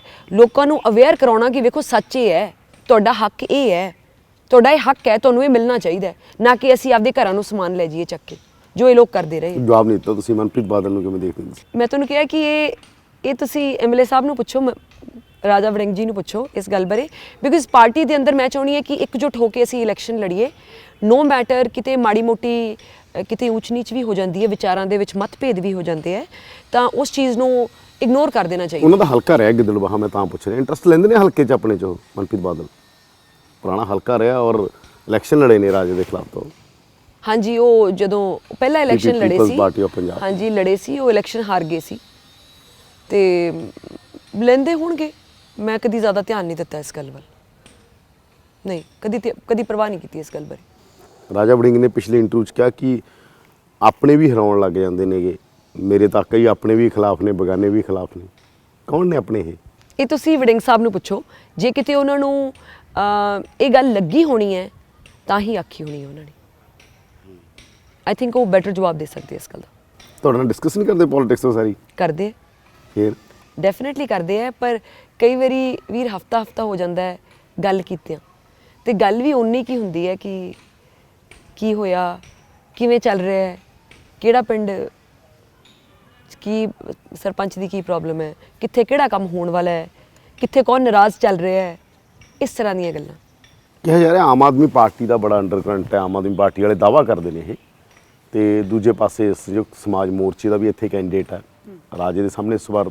ਇੱਕ ਤਾਂ ਤੁਹਾਡੀ ਹੈਗੀ ਜਿਹੜੀ ਤੁਹਾਡੀ ਟ੍ਰੈਡੀਸ਼ਨਲ ਲੜਾਈ ਆ, ਟ੍ਰੈਡੀਸ਼ਨਲ ਲੜਾਈ ਤੋਂ ਬਿਨਾਂ ਵੀ ਦੋ ਲੜਾਈਆਂ ਤੁਹਾਡੇ ਸਾਹਮਣੇ ਨੇ। ਆਮ ਆਦਮੀ ਪਾਰਟੀ ਦੀ ਮੈਂ ਤੁਹਾਡੇ ਨਾਲ ਦੋ ਗੱਲਾਂ ਸਾਂਝੀਆਂ ਕਰੂੰਗੀ। ਦੇਖੋ ਕਿ ਕਿਸਾਨੀ ਬਿੱਲ, ਖੇਤੀ ਬਿੱਲ, ਆਮ ਆਦਮੀ ਪਾਰਟੀ ਨੇ ਤਿੰਨੋਂ ਬਿੱਲ ਦਿੱਲੀ ਅਸੈਂਬਲੀ 'ਚ ਪਾਸ ਕੀਤੇ। 750 ਕਿਸਾਨ ਸ਼ਹੀਦ ਹੋਇਆ ਇਹਨਾਂ ਖੇਤੀ ਬਿੱਲਾਂ ਕਰਕੇ। ਦੇਖੋ ਮੈਂ ਜਿੱਥੇ ਬੀਜੇਪੀ ਨੇ ਪਾਸ ਕੀਤੇ, ਮਿਸਿਸ ਬਾਦਲ, ਬੀਬਾ ਬਾਦਲ ਨੇ ਉਹ ਬਿੱਲ ਸਾਈਨ ਕੀਤੇ, ਸਹਿਮਤੀ ਉਹਦੇ 'ਚ ਦਿੱਤੀ ਬਾਦਲ ਪਰਿਵਾਰ ਨੇ, ਇਹ ਆਪਾਂ ਸਾਰੇ ਜਾਣਦੇ ਹਾਂ। ਪਰ ਆਮ ਆਦਮੀ ਪਾਰਟੀ ਨੇ ਵੀ ਉਹ ਬਿੱਲ ਪਾਸ ਕੀਤੇ ਸੀ, ਜਿਹੜੀ ਅੱਜ ਦਿੱਲੀ ਬੈਠੀ ਕਹਿ ਰਹੀ ਹੈ ਕਿ ਅਸੀਂ ਪੰਜਾਬ ਨੂੰ ਅਸੀਂ ਪੰਜਾਬ ਤੇ ਰਾਜ ਕਰਨਾ ਹੈ। ਦੂਜੇ ਪਾਸੇ ਛੋਟੀ ਜਿਹੀ ਗੱਲ ਹੈ, ਪੰਜਾਬ ਦੀ ਸਰਕਾਰੀ ਬੱਸ ਦਿੱਲੀ ISBT ਪਾਰ ਨਹੀਂ ਕਰ ਸਕਦੀ, ਪਰ ਬਾਦਲਾਂ ਦੀਆਂ ਸਾਰੀਆਂ ਬੱਸਾਂ ਦਿੱਲੀ ਹਵਾਈ ਅੱਡੇ ਜਾਂਦੀਆਂ, ਇੰਡੋ ਕੈਨੇਡੀਅਨ। ਤੁਸੀਂ ਮੈਨੂੰ ਇਹ ਦੱਸੋ ਕਿ ਮੈਂ ਅਰਵਿੰਦ ਕੇਜਰੀਵਾਲ ਤੋਂ ਪੁੱਛਿਆ ਸੀ, ਉਹ ਕਹਿੰਦੇ ਅਸੀਂ ਤਾਂ ਬਹੁਤ ਸਾਰੀਆਂ ਬੱਸਾਂ ਦੇ ਪਰਚੇ ਦਿੱਤੇ ਆ, ਕਹਿੰਦੇ ਅੰਦਰ ਕੀਤੀਆਂ ਨੇ, ਰਾਜਸਥਾਨ ਦੀਆਂ ਵੀ ਆਉਂਦੀਆਂ ਨੇ, ਕਹਿੰਦੇ ਹੋਰ ਜਿੱਥੋਂ ਵੀ ਸਾਨੂੰ ਲੱਗਦਾ ਸੀ ਕਰੀਆਂ ਕਾਰਵਾਈਆਂ। ਠੀਕ ਹੈ, ਮੈਨੂੰ ਇਹ ਦੱਸੋ, ਸਿੰਪਲ ਜੀ ਗੱਲ ਹੈ, ਤੁਹਾਨੂੰ ਕੀ ਲੱਗਦਾ ਕਿ ਇੰਡੋ ਕੈਨੇਡੀਅਨ ਬੱਸ ਪੰਜਾਬ ਤੋਂ ਦਿੱਲੀ ਜਾਂਦੀ ਹੈ ਰੋਜ਼ ਕਿ ਨਹੀਂ ਜਾਂਦੀ? ਮੈਨੂੰ ਇਹ ਦੱਸੋ। ਜਾਂਦੀ ਹੈ ਨਾ, ਉਹ ਬਾਦਲਾਂ ਦੀ ਹੈ। ਸਾਡੀ ਪੰਜਾਬ ਦੀ ਸਰਕਾਰੀ ਬੱਸ ਨੂੰ ਦਿੱਲੀ ਹਵਾਈ ਅੱਡੇ ਜਾਣ ਦੀ ਪਰਮਿਸ਼ਨ ਨਹੀਂ ਦਿੱਤੀ ਜਾਂਦੀ, ਕਿਉਂ? ਇੱਕ ਬੱਸ ਦੀ ਕਮਾਈ, ਉਹ ਕਹਿੰਦੇ ਸੱਚ ਉਹਨਾਂ ਨੇ ਇਹ ਕਿਹਾ ਕਿ ਇਹ ਬੱਸਾਂ ਜੇ ਜਾਂਦੀਆਂ ਨੇ ਇੱਥੋਂ, ਹਾਂਜੀ ਜਾਂਦੀਆਂ ਤਾਂ ਪੰਜਾਬ 'ਚੋਂ ਹੀ ਨੇ, ਕਹਿੰਦੇ ਪੰਜਾਬ 'ਚ ਹੀ ਫੜ ਲਓ। ਅਰਵਿੰਦ ਕੇਜਰੀਵਾਲ ਜੀ ਇੰਨੇ ਅਣਜਾਣ ਹੈ ਪੋਲਿਟਿਕਸ ਤੋਂ। ਕਿਹਾ ਉਹਨਾਂ ਨੇ, ਕਹਿੰਦੇ ਮੇਰੇ ਇੰਟਰਵਿਊ 'ਚ ਕਿਹਾ ਉਹਨਾਂ ਨੇ। ਹਾਂਜੀ ਹਾਂਜੀ, ਉਹ ਕਹਿੰਦੇ ਵੀ ਪੰਜਾਬ ਤੋਂ ਹੀ ਜਾਂਦੀਆਂ ਨੇ ਬੱਸਾਂ ਨਾ, ਹਾਂ ਤੁਸੀਂ ਜਾਣੀ ਨਾ ਦਿੱਲੀ ਏਅਰਪੋਰਟ ਤੱਕ, ਇਹਨਾਂ ਨੂੰ ਪੰਜਾਬ 'ਚ ਹੀ ਫੜ ਲਓ। ਅੱਛਾ ਜੀ, ਅੱਛਾ ਓਕੇ, ਜੇ ਇਹੋ ਜਿਹੀ ਗੱਲ ਹੈ ਤੇ ਜਿਹੜੀ ਪਰਮਿਸ਼ਨ ਉਹਨਾਂ ਨੇ ਪੰਜਾਬ ਦੀ ਸਰਕਾਰੀ ਬੱਸ ਨੂੰ ਨਹੀਂ ਵੜਨ ਦੇ ਦਿੱਤੀ ਵੀ, ਬਾਦਲਾਂ ਦੀ ਵੀ ਕੈਂਸਲ ਕਰ ਦਿਓ। ਕਿ ਬਾਦਲਾਂ ਤੋਂ ਇੰਨੇ ਅਨਅਵੇਅਰ ਹੈ ਕਿ ਬਾਦਲਾਂ ਬਾਰੇ ਉਹਨਾਂ ਨੂੰ ਪਤਾ ਹੀ ਨਹੀਂ ਕਿ ਇਹ ਬੱਸਾਂ ਬਾਦਲਾਂ ਦੀਆਂ। ਗੱਲ ਵੇਖੋ, ਗੱਲ ਹੈ ਸੂਬੇ ਦੀ, ਗੱਲ ਹੈ ਪੰਜਾਬ ਦੀ। ਜਿਹੜੀ ਕਮਾਈ ਸੂਬਾ ਸਰਕਾਰ ਨੂੰ ਆਉਣੀ ਚਾਹੀਦੀ ਹੈ, ਜਿਹੜਾ ਪੈਸਾ ਲੋਕ ਹਿੱਤਾਂ ਤੇ ਲੱਗਣਾ ਚਾਹੀਦਾ ਹੈ, ਉਹ ਬਾਦਲਾਂ ਦੇ ਕਿਸੇ ਵੀ ਪ੍ਰਾਈਵੇਟ ਅਦਾਰੇ ਦੇ ਖਜ਼ਾਨੇ 'ਚ ਕਿਉਂ ਜਾ ਰਿਹਾ ਹੈ? ਮੇਰੀ ਸਿਰਫ ਇੰਨਾ ਜਿਹਾ ਸਵਾਲ ਹੈ ਉਹਨਾਂ ਨੂੰ, ਕਿਉਂ? ਜਿਹੜਾ ਬੰਦਾ ਦਿੱਲੀ ਦਾ ਮੁੱਖ ਮੰਤਰੀ ਹੋ ਕੇ ਜਿਸ ਮਾਫੀਏ ਨੂੰ ਪੰਜਾਬ ਦੇ ਵਿੱਚ ਅਸੀਂ ਖਤਮ ਕਰਨ 'ਚ ਲੱਗੇ ਹੋਏ ਹਾਂ, 1400 ਕਰੋੜ ਦਾ ਘਾਟਾ ਪਿਆ ਇਲੀਗਲ ਐਕਸਟੈਂਸ਼ਨਸ ਕਰਕੇ ਟਰਾਂਸਪੋਰਟ ਦੇ ਅੰਦਰ। ਕਿੰਨੇ ਕਰੋੜਾਂ ਰੁਪਈਆ ਪ੍ਰਾਈਵੇਟ ਟਰਾਂਸਪੋਰਟਰਸ ਮਾਫੀਏ 'ਚ ਲੋਕੀ ਟੈਕਸ ਹੀ ਖਾ ਗਏ ਸਾਡੀ ਸਰਕਾਰ ਦਾ। ਤੇ ਇਹਨਾਂ ਨੇ ਇੱਕ ਬੱਸ ਨੂੰ ਜਿਹਨੂੰ 3 ਲੱਖ ਰੁਪਈਆ ਰੋਜ਼ ਦੀ ਕਮਾਈ ਹੈ, ਇਹ ਜਿਹੀਆਂ ਕਿੰਨੀਆਂ ਹੀ ਬੱਸਾਂ ਬਾਦਲਾਂ ਦੀਆਂ ਚੱਲਦੀਆਂ, ਇਹਨਾਂ ਨੂੰ ਸਭ ਪਤਾ ਹੈ। ਇਹ IRS ਚੋਂ ਰਿਟਾਇਰ ਹੋਏ ਹੈ, ਰੈਵਨਿਊ ਡਿਪਾਰਟਮੈਂਟ ਚੋਂ, ਇਹਨਾਂ ਨੂੰ ਨਹੀਂ ਪਤਾ ਹੋਣਾ? ਸਭ ਪਤਾ ਹੈ, ਰਲੇ ਵੇ ਆ ਬਾਦਲਾਂ ਨਾਲ। ਬਿਲਕੁਲ ਝੂਠ ਹੈ ਇਹ ਗੱਲ। ਜਿਹੜੇ ਪੰਜਾਬ ਦੇ ਹਿੱਤ ਦੇ ਵਿੱਚ ਪੰਜਾਬ ਦੀ ਸਰਕਾਰੀ ਬੱਸ ਨਹੀਂ ਵੜਨ ਦਿੰਦੇ ਦਿੱਲੀ ਦੇ ਅੰਦਰ, ਉਹਨਾਂ ਨੂੰ ਕੀ ਲੋਕਾਂ ਨੂੰ ਪਤਾ ਨਹੀਂ ਇਸ ਗੱਲ ਦਾ? ਲੋਕ ਇਹਨਾਂ ਨੂੰ ਕਿੱਥੋਂ ਵੋਟ ਪਾ ਦੇਣਗੇ? ਤੇ ਇੱਥੋਂ ਦੀ ਲੋਕਲ ਲੜਾਈ ਨੇ ਤੁਸੀਂ, ਕਿਉਂਕਿ ਲਗਾਤਾਰ ਡਿੰਪੀ ਢਿੱਲੋਂ ਹੋਰਾਂ ਨਾਲ ਤੁਹਾਡਾ ਹਰ ਵਾਰ ਉਹ ਰਹਿੰਦਾ ਹੈਗਾ, ਕਿਵੇਂ ਦੇਖ ਰਹੇ ਹੋਗੇ ਤੁਸੀਂ? ਕਿਉਂਕਿ ਉਹਨਾਂ ਦਾ ਆਪਣਾ ਦਾਅਵਾ ਹੈਗਾ, ਉਹ ਕਹਿੰਦੇ ਅਸੀਂ ਜਿੱਤ ਰਹੇ ਹਾਂਗੇ। ਕੌਣ ਡਿੰਪੀ ਢਿੱਲੋਂ? ਜਿਹੜੇ ਤੁਹਾਡੇ ਸਾਹਮਣੇ ਨੇਗੇ ਅਕਾਲੀ ਦਲ ਦੇ। ਦੇਖੋ, ਜਿਹਨੂੰ ਮਰਜ਼ੀ ਵਿਰੋਧੀ ਪਾਰਟੀਆਂ ਖੜਾ ਕਰ ਦੇਣ, ਮੈਂ ਕਦੀ ਇਹਨਾਂ ਲੋਕਾਂ ਵੱਲ ਧਿਆਨ ਨਹੀਂ ਦਿੱਤਾ। ਹਮੇਸ਼ਾ ਆਪਦੇ ਕੰਮ ਵੱਲ ਧਿਆਨ ਦਿੱਤਾ, ਹਮੇਸ਼ਾ ਆਪਦੀ ਜ਼ਿੰਮੇਵਾਰੀ ਨੂੰ ਮੁੱਖ ਰੱਖਿਆ, ਹਮੇਸ਼ਾ ਜੋ ਲੋਕ ਹਿੱਤ ਦੇ ਵਿੱਚ ਹੋਣਾ ਚਾਹੀਦਾ ਹੈ, ਭਾਵੇਂ ਕੰਮ ਕੋਈ ਵੀ ਹੋਵੇ, ਉਹਨੂੰ ਮੁੱਖ ਰੱਖਿਆ ਹੈ। ਵਿਰੋਧੀ ਧਿਰ ਵੱਲੋਂ ਕੋਈ ਮਰਜ਼ੀ ਆ ਜਾਏ ਨਾ ਆਵੇ, ਕਿਸੇ ਨਾ ਕਿਸੇ ਨੂੰ ਤਾਂ ਖੜਾ ਕਰਨਾ ਹੀ ਹੈ ਇਹਨਾਂ ਨੇ, ਤੇ ਮੈਂ ਕਦੀ ਗੌਰ ਨਹੀਂ ਕੀਤੀ ਇਹਨਾਂ ਗੱਲਾਂ 'ਤੇ। ਕੋਈ ਮਰਜ਼ੀ ਆ ਜਾਏ। ਮਿਸ ਕਰਦੇ ਹੋ ਕੋਈ ਜ਼ਿੰਦਗੀ 'ਚ? ਮਿਸ ਕਰਦੇ ਹੋ ਕੋਈ ਚੀਜ਼? ਜੀ। ਕੀ ਮਿਸ ਕਰਦੇ? ਮੈਂ ਰਾਜੇ ਦੇ ਮਦਰ ਨੂੰ ਬਹੁਤ ਮਿਸ ਕਰਦੀ ਹਾਂ, ਅਤੇ ਮੈਂ ਆਪਦੇ ਫਾਦਰ ਨੂੰ ਬਹੁਤ ਮਿਸ ਕਰਦੀ ਹਾਂ, ਬਹੁਤ ਜ਼ਿਆਦਾ ਮਿਸ ਕਰਦੀ ਹਾਂ। ਮਤਲਬ ਇੱਕ ਬੜਾ ਸੈਂਸਿਟਿਵ ਇਸ਼ੂ ਹੈ। ਤੁਹਾਨੂੰ ਲੱਗਦਾ ਸਮੇਂ ਤੋਂ ਪਹਿਲਾਂ ਚਲੇ ਗਏ? ਯਾ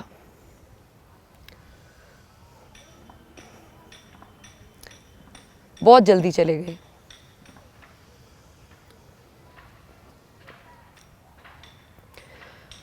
ਮੇਰੇ ਡੈਡ ਇੱਕ ਬੜੇ ਅੱਛੇ athlete C, and hockey team ਦੇ ਪਲੇਅਰ ਵੀ ਰਹੇ ਆਪਦੇ ਟਾਈਮ ਤੇ, ਔਰ ਮੇਰੇ ਬਚਪਨ ਦੇ ਸਭ ਤੋਂ ਅੱਛੇ ਦੋਸਤ ਵੀ ਸੀ, ਮੇਰੇ ਗਾਈਡ ਵੀ ਸੀ, ਗੁਰੂ ਵੀ ਸੀ।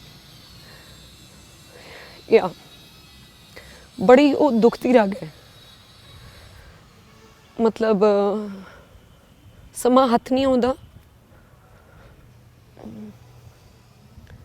ਤੇ ਵਿਆਹ ਤੋਂ ਬਾਅਦ ਅਸੀਂ ਆਪਦੀਆਂ ਗੱਲਾਂ ਨੂੰ, ਆਪਦੀਆਂ ਪ੍ਰਾਇਓਰਿਟੀਜ਼ ਨੂੰ ਬਦਲ ਲੈਂਦੇ ਹਾਂ, ਆਪਦੀ ਜ਼ਿੰਦਗੀ ਨੂੰ ਮੁੱਖ ਰੱਖਦੇ ਹਾਂ, ਤੇ ਕਿਤੇ ਨਾ ਕਿਤੇ ਪੇਰੈਂਟਸ ਨੂੰ ਪਿੱਛੇ ਛੱਡ ਦਿੰਦੇ ਹਾਂ। ਸੋ ਇੱਕ ਗੱਲ ਨਾ ਜਿਹੜੀ ਮੈਂ ਸਾਰੀਆਂ ਲੜਕੀਆਂ ਨੂੰ ਕਹੂੰਗੀ ਕਿ ਭਾਵੇਂ ਵਿਆਹ ਹੋ ਜਾਏ, ਭਾਵੇਂ ਆਪਦੇ ਪਰਿਵਾਰ ਬਣ ਜਾਣ, ਭਾਵੇਂ ਜ਼ਿੰਦਗੀ 'ਚ ਜੋ ਤੁਸੀਂ ਮਰਜ਼ੀ ਬਣ ਜਾਓ, ਭਾਵੇਂ ਤੁਹਾਡੀ ਲਾਈਫ, ਤੁਹਾਡਾ ਹਸਬੈਂਡ, ਤੁਹਾਡੇ ਬੱਚੇ ਤੁਹਾਡੇ ਲਈ ਕਿੰਨੇ ਹੀ ਇੰਪੋਰਟੈਂਟ ਕਿਉਂ ਨਾ ਹੋਣ, ਆਪਦੇ ਮਾਂ-ਬਾਪ ਨੂੰ ਸਮਾਂ ਜ਼ਰੂਰ ਦਿਓ, ਕਿਉਂਕਿ ਇੱਕ ਵਾਰੀ ਚਲੇ ਜਾਣ ਫਿਰ ਮੁੜ ਕੇ ਕਦੀ ਵਾਪਸ ਨਹੀਂ ਆਉਂਦੇ। ਯਾ ਤੇ ਰਾਜੇ ਦੇ ਮਦਰ, ਰਾਜੇ ਨੇ ਤਾਂ ਖੈਰ ਆਪਦਾ ਮਤਲਬ ਦੇਖਿਆ ਹੀ ਨਹੀਂ ਮੋਮ ਨੂੰ, ਤੇ ਇਕੱਲੇ ਰਾਜਾ ਮਿਸ ਨਹੀਂ ਕਰਦੇ, ਮੈਂ ਵੀ ਰਾਜੇ ਦੇ ਮਦਰ ਨੂੰ ਬੜਾ ਮਿਸ ਕਰਦੀ ਹਾਂ। ਮੇਰਾ ਆਪਦੀ ਦਾਦੀ ਮਾਂ ਨਾਲ ਬੜੀ ਅਟੈਚਮੈਂਟ ਸੀ। ਮੇਰੇ ਬੀਜੀ ਬਹੁਤ ਕਲੋਜ਼ ਸੀ ਮੇਰੇ। ਸਾਡੀ ਨਾ ਫੈਮਿਲੀ ਬੜੀ, ਮੈਂ ਜੁਆਇੰਟ ਫੈਮਿਲੀ 'ਚ ਵੱਡੀ ਹੋਈ ਹਾਂ, ਅਤੇ ਮੇਰੇ ਮਾਸੀਆਂ ਮੈਰਿਡ ਹੈ ਮੇਰੇ ਚਾਚਾ ਜੀ ਨਾਲ। ਸੋ 3 ਸਕੇ ਭਰਾ, 3 ਰੀਅਲ ਸਿਸਟਰਸ ਨਾਲ ਮੈਰਿਡ ਹੈ ਮੇਰੇ ਮਦਰ, ਅਤੇ ਦੋਵੇਂ ਮਾਸੀਆਂ ਮੈਰਿਡ ਵਿਦ 3 ਰੀਅਲ ਬ੍ਰਦਰਸ। ਸਾਨੂੰ ਮਾਂ ਅਤੇ ਮਾਸੀ ਦੇ ਵਿੱਚ ਫਰਕ ਨਹੀਂ ਸੀ ਪਤਾ ਹੁੰਦਾ, ਅਤੇ ਪਰਿਵਾਰਿਕ ਰਿਸ਼ਤੇ, ਜੋ ਸਾਂਝ ਹੁੰਦੀ ਹੈ ਪਰਿਵਾਰਿਕ ਰਿਸ਼ਤਿਆਂ ਦੀ, ਮੈਂ ਆਪਦੀ ਜ਼ਿੰਦਗੀ 'ਚ ਬੜੀ ਇੰਜੋਏ ਕੀਤੀ ਹੈ। ਬਹੁਤ ਸੱਚੇ ਪਾਤਸ਼ਾਹ ਨੇ ਕਿਰਪਾ ਕੀਤੀ ਹੈ, ਪਰਿਵਾਰ ਦੇ ਨੇ ਗੂੜੇ ਰਿਸ਼ਤੇ ਮੈਨੂੰ ਬਖਸ਼ ਕੇ। ਅਤੇ ਜਦੋਂ ਸਭ ਤੋਂ ਪਹਿਲਾਂ ਬੀਜੀ ਦੀ ਡੈਥ ਹੋਈ ਨਾ, ਤਾਂ ਉਹ ਸਦਮਾ ਹੀ ਨਹੀਂ ਸੀ ਭੁੱਲਿਆ ਗਿਆ।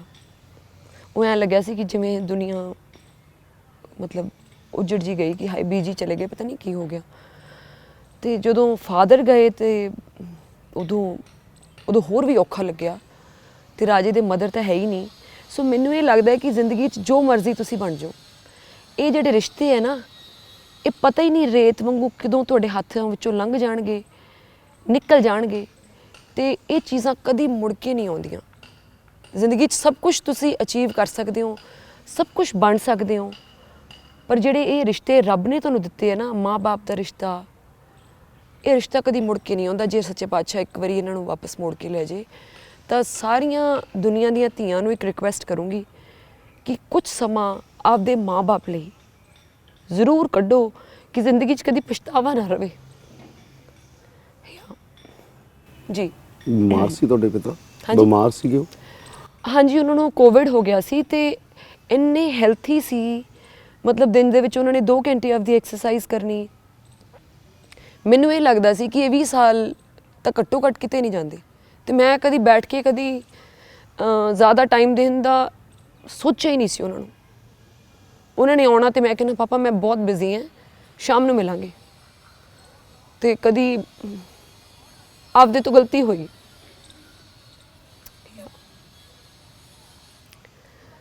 ਇਹ ਜ਼ਿੰਦਗੀ ਦਾ ਮਤਲਬ ਸਭ ਤੋਂ ਜ਼ਿਆਦਾ ਮਿਸ ਕਰਦੀ ਹਾਂ ਮੈਂ ਇਸ ਗੱਲ ਨੂੰ। ਕਦੀ ਮੁੜ ਕੇ ਨਹੀਂ ਆ ਸਕਦੀ, ਕੀ ਕਰ ਸਕਦੇ। ਹਾਂਜੀ ਹਾਂਜੀ, ਬਚਪਨ ਤੋਂ ਹੀ ਪਾਪਾ ਨਾਲ ਬਹੁਤ ਜ਼ਿਆਦਾ ਪਿਆਰ ਸੀ? ਬਹੁਤ ਅਟੈਚਮੈਂਟ ਸੀ। ਤੁਹਾਨੂੰ ਕਿਹਾ ਨਾ, ਹੀ ਵਾਜ਼ ਐਵਰੀਥਿੰਗ ਟੂ ਮੀ। ਮਤਲਬ ਜਿਵੇਂ ਲੋਕ ਆਪਦੇ ਮੁੰਡਿਆਂ ਨੂੰ ਰੇਜ਼ ਕਰਦੇ ਹੈ, ਉਹਨਾਂ ਨੇ ਮੈਨੂੰ ਉਵੇਂ ਰੇਜ਼ ਕੀਤਾ, ਮੁੰਡਿਆਂ ਵਾਂਗੂ। ਕਦੀ ਫੀਲ ਨਹੀਂ ਹੋਣ ਦਿੱਤਾ ਕਿ ਮੈਂ ਕੁੜੀ ਹਾਂ। ਮੈਂ ਕਦੀ ਘਰੇ ਆ ਕੇ ਗੱਲ ਕਰਨੀ ਕਿ ਲੋਕ ਪਾਪਾ ਆਪਦੀਆਂ ਕੋਈ ਕਲਾਸਮੇਟਸ ਨੇ, ਕੋਈ ਫਰੈਂਡਸ ਨੇ ਗੱਲ ਕਰਨੀ ਜਿਵੇਂ ਕਿਸੇ ਮੁੰਡੇ ਕੁੜੀ ਦੇ ਫਰਕ ਬਾਰੇ, ਉਹਨਾਂ ਨੇ ਕਹਿਣਾ ਤੂੰ ਪਰਵਾਹ ਨਹੀਂ ਕਰਨੀ, ਤੂੰ ਧਿਆਨ ਨਹੀਂ ਦੇਣਾ ਬੇਟੇ ਇਸ ਗੱਲ ਵੱਲ, ਤੁਸੀਂ ਸਾਡੇ ਪੁੱਤ ਹੀ ਹੋ, ਕੋਈ ਫਰਕ ਨਹੀਂ ਹੁੰਦਾ ਬੇਟੇ ਬੇਟੀ 'ਚ। ਕਦੀ ਮੇਰੇ ਦਿਲ 'ਚ ਉਹਨਾਂ ਨੇ ਇਹ ਗੱਲ ਆਉਣ ਹੀ ਨਹੀਂ ਸੀ ਦਿੱਤੀ। ਮਤਲਬ ਐਸਾ ਫਾਦਰ, ਇੱਕ ਹੀ ਵਾਜ਼ ਨਾਟ a father, he was a Guru to me. ਜ਼ਿੰਦਗੀ 'ਚ ਉਹ ਗੱਲਾਂ ਸਿਖਾਈਆਂ ਜਿਹੜੀਆਂ ਕੋਈ ਦੱਸ ਵੀ ਨਹੀਂ ਸਕਦਾ। ਉਹ ਚੀਜ਼ਾਂ ਉਹਨਾਂ ਨੇ ਸੇਧ ਦਿੱਤੀ ਜ਼ਿੰਦਗੀ ਦੇ ਵਿੱਚ। ਜਿਹੜੀ ਲੋਕ ਸੇਵਾ ਦੀ ਸੇਧ ਹੈ ਮੇਰੇ ਫਾਦਰ ਨੇ ਦਿੱਤੀ ਮੈਨੂੰ ਬਚਪਨ 'ਚ। ਹਮੇਸ਼ਾ ਹੀ ਸਿਖਾਇਆ ਕਿ ਹਮੇਸ਼ਾ ਆਪਦੇ ਬਾਰੇ ਨਹੀਂ ਸੋਚਣਾ, ਜ਼ਿੰਦਗੀ 'ਚ ਸਮਾਜ ਨੂੰ ਵਾਪਸ ਵੀ ਦੇਈਦਾ। ਬਹੁਤ ਵੱਡੇ ਦਿਲ ਦੇ, ਬੜੀ ਵੱਡੀ ਸੋਚ ਦੇ ਮਾਲਕ ਸੀ ਉਹ। ਬੜੇ ਸਿੰਪਲ ਇਨਸਾਨ ਸੀ ਪਰ ਸੋਚ ਬਹੁਤ ਵੱਡੀ ਸੀ। ਮਤਲਬ ਜੋ ਵੀ ਦਿਮਾਗ ਦੀ ਸੋਚ ਬਣੀ, ਇਹ ਮੇਰੇ ਪੇਰੈਂਟਸ ਦਾ ਬੜਾ ਵੱਡਾ ਹੱਥ ਹੈ ਇਸ 'ਚ। ਕਦੇ ਐਂ ਰਿਹਾ ਕਿ ਆਹ ਗੱਲਾਂ ਤਾਂ ਹੋਣੀਆਂ ਚਾਹੀਦੀਆਂ ਸੀ, ਇਹ ਗੱਲਾਂ ਨਹੀਂ ਹੋਈਆਂ ਫਾਦਰ ਸਾਹਿਬ ਨਾਲ? ਕੀ ਜਿਹੜਾ ਤੁਹਾਨੂੰ ਲੱਗਦਾ ਹੈਗਾ ਕਿ ਹਾਂ ਮੇਰੇ father ਹੋਣੇ ਚਾਹੀਦੇ ਸੀ। ਜਦੋਂ ਕਦੇ ਐਂ ਲੱਗਿਆ ਹੋਵੇ ਆਹ ਜ਼ਿੰਦਗੀ 'ਚ ਐਂ ਹੋ ਗਿਆ ਸੀ, ਕਦੇ ਫਾਦਰ ਨੂੰ ਕਹਿਣਾ ਸੀਗਾ ਕਿ ਯਾਰ ਆਹ ਮੈਥੋਂ ਹੋਇਆ, ਕੋਈ ਵੀ ਗੱਲ ਤੁਹਾਨੂੰ ਜ਼ਿੰਦਗੀ 'ਚ ਲੱਗੀ ਹੋਵੇ ਜਿਹੜੀ ਮਿਸ ਹੋ ਗਈ? ਜਦੋਂ ਮੇਰੇ ਫਾਦਰ ਪੂਰੇ ਹੋਏ ਤਾਂ ਡੈਫੀਨੇਟਲੀ ਕਾਫੀ ਮੈਂ ਬਿਮਾਰ ਹੋ ਗਈ ਤੇ ਮਤਲਬ ਮੂਡ ਆਬਵੀਅਸਲੀ ਉਦਾਸ ਬਹੁਤ ਹੁੰਦਾ, ਉਦਾਸੀ ਬੜੀ ਰਹਿੰਦੀ ਸੀ ਘਰੇ।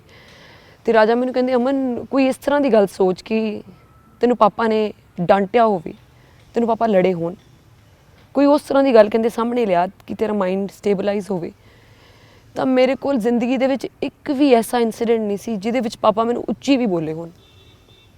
ਮਤਲਬ ਇਸ ਤਰ੍ਹਾਂ ਦੀ ਕਦੀ ਡਾਂਟਿਆ ਨਹੀਂ ਸੀ, ਕਦੀ ਡਾਂਟਿਆ ਨਹੀਂ ਸੀ। ਮਤਲਬ ਕਿਤੇ ਨਾ ਕਿਤੇ ਮੇਰੇ ਬ੍ਰਦਰ ਨੂੰ ਤਾਂ ਉੱਚੀ ਬੋਲ ਪੈਂਦੇ ਸੀ, ਪਰ ਮੈਨੂੰ ਮੇਰੇ ਡੈਡ ਨੇ ਕਦੀ ਉੱਚੀ ਆਵਾਜ਼ 'ਚ ਗੱਲ ਵੀ ਨਹੀਂ ਸੀ ਕੀਤੀ। ਉਹਨਾਂ ਦੇ ਸਮਝਾਉਣ ਦਾ ਤਰੀਕਾ ਵੀ ਐਂ ਸੀ ਕਿ ਆਰਾਮ ਨਾਲ ਬਹਾ ਕੇ ਗੱਲ ਨੂੰ ਸਮਝਾਉਣਾ, ਔਰ ਤਰੀਕਾ ਇੰਨਾ ਚੰਗਾ ਸੀ ਕਿ ਮੈਨੂੰ ਲੱਗਦਾ ਉਹ ਗੱਲਾਂ ਸ਼ਾਇਦ ਅੱਜ ਵੀ ਮੈਂ ਆਪਦੇ ਬੱਚਿਆਂ ਲਈ ਅਡੋਪਟ ਨਹੀਂ ਕਰ ਪਾਈ। ਕਿਤੇ ਨਾ ਕਿਤੇ ਮੈਨੂੰ ਵੀ ਗੁੱਸਾ ਆ ਜਾਂਦਾ ਹੈ ਆਪਦੇ ਬੱਚਿਆਂ ਨਾਲ ਗੱਲ ਕਰਦੇ ਹਾਂ ਜਦੋਂ ਉਹ ਗੱਲ ਨਹੀਂ ਮੰਨਦੇ। ਪਰ ਮੇਰੇ ਡੈਡ ਦਾ ਆਪਦੇ ਆਪ 'ਤੇ ਨਾ, ਮੇਰੇ ਡੈਡ 'ਚ ਪੇਸ਼ੈਂਸ ਬਹੁਤ ਜ਼ਿਆਦਾ ਸੀ।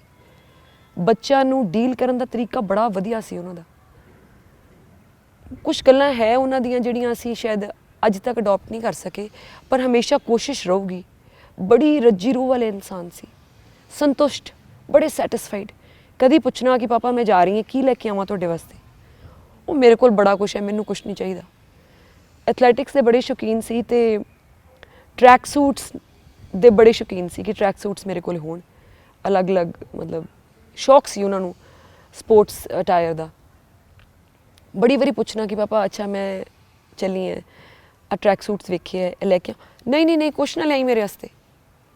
ਕਦੀ ਮਤਲਬ ਜਿਵੇਂ ਹੁੰਦਾ ਹੈ ਪੇਰੈਂਟਸ ਨੂੰ, ਮੈਨੂੰ ਬੜਾ ਸ਼ੌਕ ਹੋਣਾ ਕਿ ਮੈਂ ਪਾਪਾ ਲਈ ਕੋਈ ਚੀਜ਼ ਲੈ ਕੇ ਆਵਾਂ, ਪਰ ਹਮੇਸ਼ਾ ਕਹਿਣਾ ਨਹੀਂ ਨਹੀਂ ਨਹੀਂ ਮੈਨੂੰ ਕੁਛ ਨਹੀਂ ਚਾਹੀਦਾ, ਮੇਰੇ ਲਈ ਕੁਛ ਨਾ ਲਿਆਈ, ਇੱਥੇ ਵਾਧੂ ਪਿਆਰ ਹੋਊਗਾ।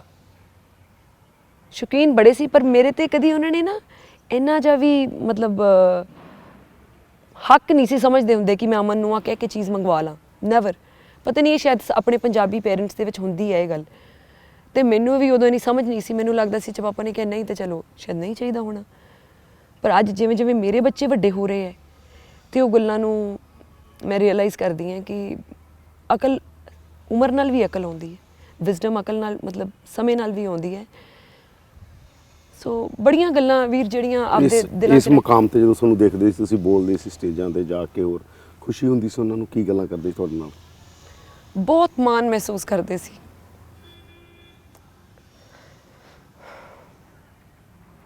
ਬਹੁਤ ਪ੍ਰਾਊਡ ਫੀਲ ਕਰਦੇ ਸੀ।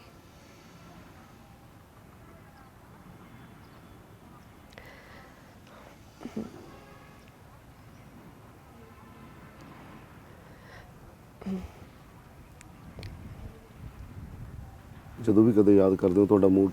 Of course.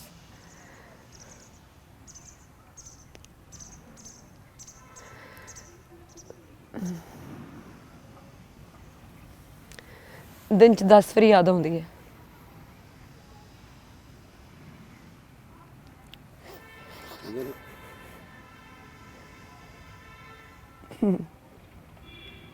ਦੁੱਖ ਦੀ ਰਗ ਹੈ।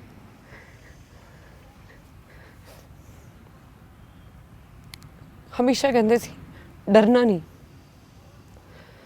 ਪਬਲਿਕ ਫੀਲਡ 'ਚੋਂ ਲੋਕਾਂ ਦੀ ਲੜਾਈ ਲੜ ਰਹੇ ਹੋ, ਕਦੀ ਡਰਨਾ ਨਹੀਂ। ਬੇਖੌਫ ਹੋ ਕੇ, ਨਿਡਰ ਹੋ ਕੇ ਚੱਲਣਾ। ਸੱਚੇ ਪਾਤਸ਼ਾਹ ਹਮੇਸ਼ਾ ਨਾਲ ਹੈ ਤੁਹਾਡੇ। ਬੇਖੌਫ ਹੋ ਕੇ ਸਿਖਾਉਣਾ ਮੈਨੂੰ ਮੇਰੇ ਫਾਦਰ ਨੇ ਸਿਖਾਇਆ। ਬੇਖੌਫ ਰਹਿਣਾ, ਨਿਡਰ ਹੋ ਕੇ ਰਹਿਣਾ। ਇਹ ਜਿਹੜੀ ਇੱਕ ਆਦਤ ਮੈਨੂੰ ਬਚਪਨ ਦੇ ਵਿੱਚ ਮਿਲੀ, ਇਹ ਮੇਰੇ ਡੈਡ ਨੇ ਦਿੱਤੀ। ਹਮੇਸ਼ਾ ਦਲੇਰੀ ਨਾਲ ਰਹਿਣਾ। ਕਦੀ ਕੋਈ ਕਿਸੇ ਕਲਾਸਮੇਟ ਨੇ ਜਿਵੇਂ ਕੋਈ ਗੱਲ ਕਹਿ ਦੇਣੀ ਬਚਪਨ 'ਚ ਨਾ ਸਾਡੇ ਇੱਕ ਮੋਰਲ ਸਾਇੰਸ ਦਾ ਲੈਸਨ ਸੀ, ਪਤਾ ਨਹੀਂ ਮੈਂ 4th ਵਿੱਚ ਸੀ ਜਾਂ 5th ਵਿੱਚ ਸੀ। ਗੌਤਮ ਬੁੱਧ ਦੀ ਸਟੋਰੀ ਮੋਰਲ ਸਾਇੰਸ ਦੇ ਲੈਸਨ 'ਚ ਆਈ, ਜਿਹਦੇ 'ਚ ਉਹ ਕਹਿੰਦੇ ਆ ਕਿ ਗੌਤਮ ਬੁੱਧ ਨੇ ਪਹਿਲੀ ਵਾਰ ਡੈਡ ਬੋਡੀ ਵੇਖੀ ਅਤੇ ਉਹਨਾਂ ਨੂੰ ਡੈਥ ਪਤਾ ਲੱਗੀ ਕਿ ਡੈਥ ਕੀ ਹੁੰਦੀ ਹੈ। ਮੈਨੂੰ ਨਹੀਂ ਸੀ ਪਤਾ ਕਿ ਇੱਕ ਦਿਨ ਬੰਦਾ ਮਰ ਜਾਂਦਾ ਹੈ। ਪਤਾ ਨਹੀਂ ਮੈਂ 4th 'ਚ ਸੀ ਜਾਂ I don't remember exactly class ਕਿਹੜੀ ਸੀ। ਤਾਂ ਮੈਨੂੰ ਜਿੱਦਣ ਪਹਿਲੇ ਦਿਨ ਪਤਾ ਲੱਗਿਆ, ਉਹ ਮੋਰਲ ਸਾਇੰਸ ਦਾ ਲੈਸਨ ਸੀ, ਜਿਹਦੇ 'ਚ ਉਹਨਾਂ ਨੇ ਕਿਹਾ ਕਿ ਬੰਦੇ ਦੀ ਮੌਤ ਹੋ ਜਾਂਦੀ ਹੈ ਅਤੇ ਆਪਾਂ ਸਾਰਾ ਕੁਝ ਛੱਡ ਕੇ, ਮਾਂ ਬਾਪ ਨੂੰ ਛੱਡ ਕੇ ਚਲੇ ਜਾਂਦੇ ਹਾਂ। ਅਤੇ ਮੈਨੂੰ ਜਦੋਂ ਗੱਲ ਪਤਾ ਲੱਗੀ, ਬੜਾ ਰੋਈ ਮੈਂ। ਅਤੇ ਘਰੇ ਆ ਕੇ ਮੈਨੂੰ ਅੱਜ ਵੀ ਯਾਦ ਹੈ ਕਿ ਜਦੋਂ ਮੈਂ ਆਪਣੇ ਮਦਰ ਨੂੰ ਆ ਕੇ ਦੱਸਿਆ ਅਤੇ ਮੰਮਾ ਕਹਿੰਦੇ ਨਹੀਂ ਨਹੀਂ ਇੱਦਾਂ ਦਾ ਕੁਛ ਨਹੀਂ ਹੁੰਦਾ, ਕਿਤੇ ਨਹੀਂ ਜਾਂਦਾ ਕੋਈ, ਆਪਾਂ ਸਭ ਨੇ ਹਮੇਸ਼ਾ ਇਕੱਠੇ ਹੀ ਰਹਿਣਾ। ਅਤੇ ਮੇਰੇ ਡੈਡ ਜਦੋਂ ਆਏ ਸ਼ਾਮ ਨੂੰ, ਤਾਂ ਬਿਕੋਜ਼ ਮੇਰੀ ਮੋਰਲ ਸਾਇੰਸ ਦੀ ਟੀਚਰ ਨੇ ਇਹ ਗੱਲ ਦੱਸੀ ਸੀ ਅਤੇ ਮੈਨੂੰ ਉਹ ਗੱਲ ਮੰਮਾ ਦੀ ਹਜ਼ਮ ਨਹੀਂ ਸੀ ਹੋ ਰਹੀ। ਮੈਨੂੰ ਆਪਦੀ ਮੋਰਲ ਸਾਇੰਸ ਦੀ ਟੀਚਰ ਦੀ ਗੱਲ ਜ਼ਿਆਦਾ ਮੇਰੇ ਦਿਲ ਨੂੰ ਲੱਗੀ ਵੀ ਸੀ। ਅਤੇ ਮੈਂ ਪਾਪਾ ਨੂੰ ਜਾ ਕੇ ਪੁੱਛਿਆ ਕਿ ਪਾਪਾ, ਪਹਿਲਾਂ ਤਾਂ ਉਹਨਾਂ ਨੇ ਮੈਨੂੰ ਜਵਾਬ ਨਹੀਂ ਦਿੱਤਾ। ਫਿਰ ਮੈਨੂੰ ਕਹਿੰਦੇ ਹੁਣ ਬੇਟੇ ਤੁਸੀਂ ਵੱਡੇ ਹੋ ਗਏ ਹੋ, ਹਾਂ ਇੱਕ ਦਿਨ ਸਭ ਨੇ ਜਾਣਾ ਹੁੰਦਾ। ਮਤਲਬ ਜਿਹੜਾ ਇਹ ਇੱਕ ਸੱਚ ਸੀ, ਜਿਹੜਾ ਪਹਿਲਾ ਸੱਚ ਅੱਜ ਵੀ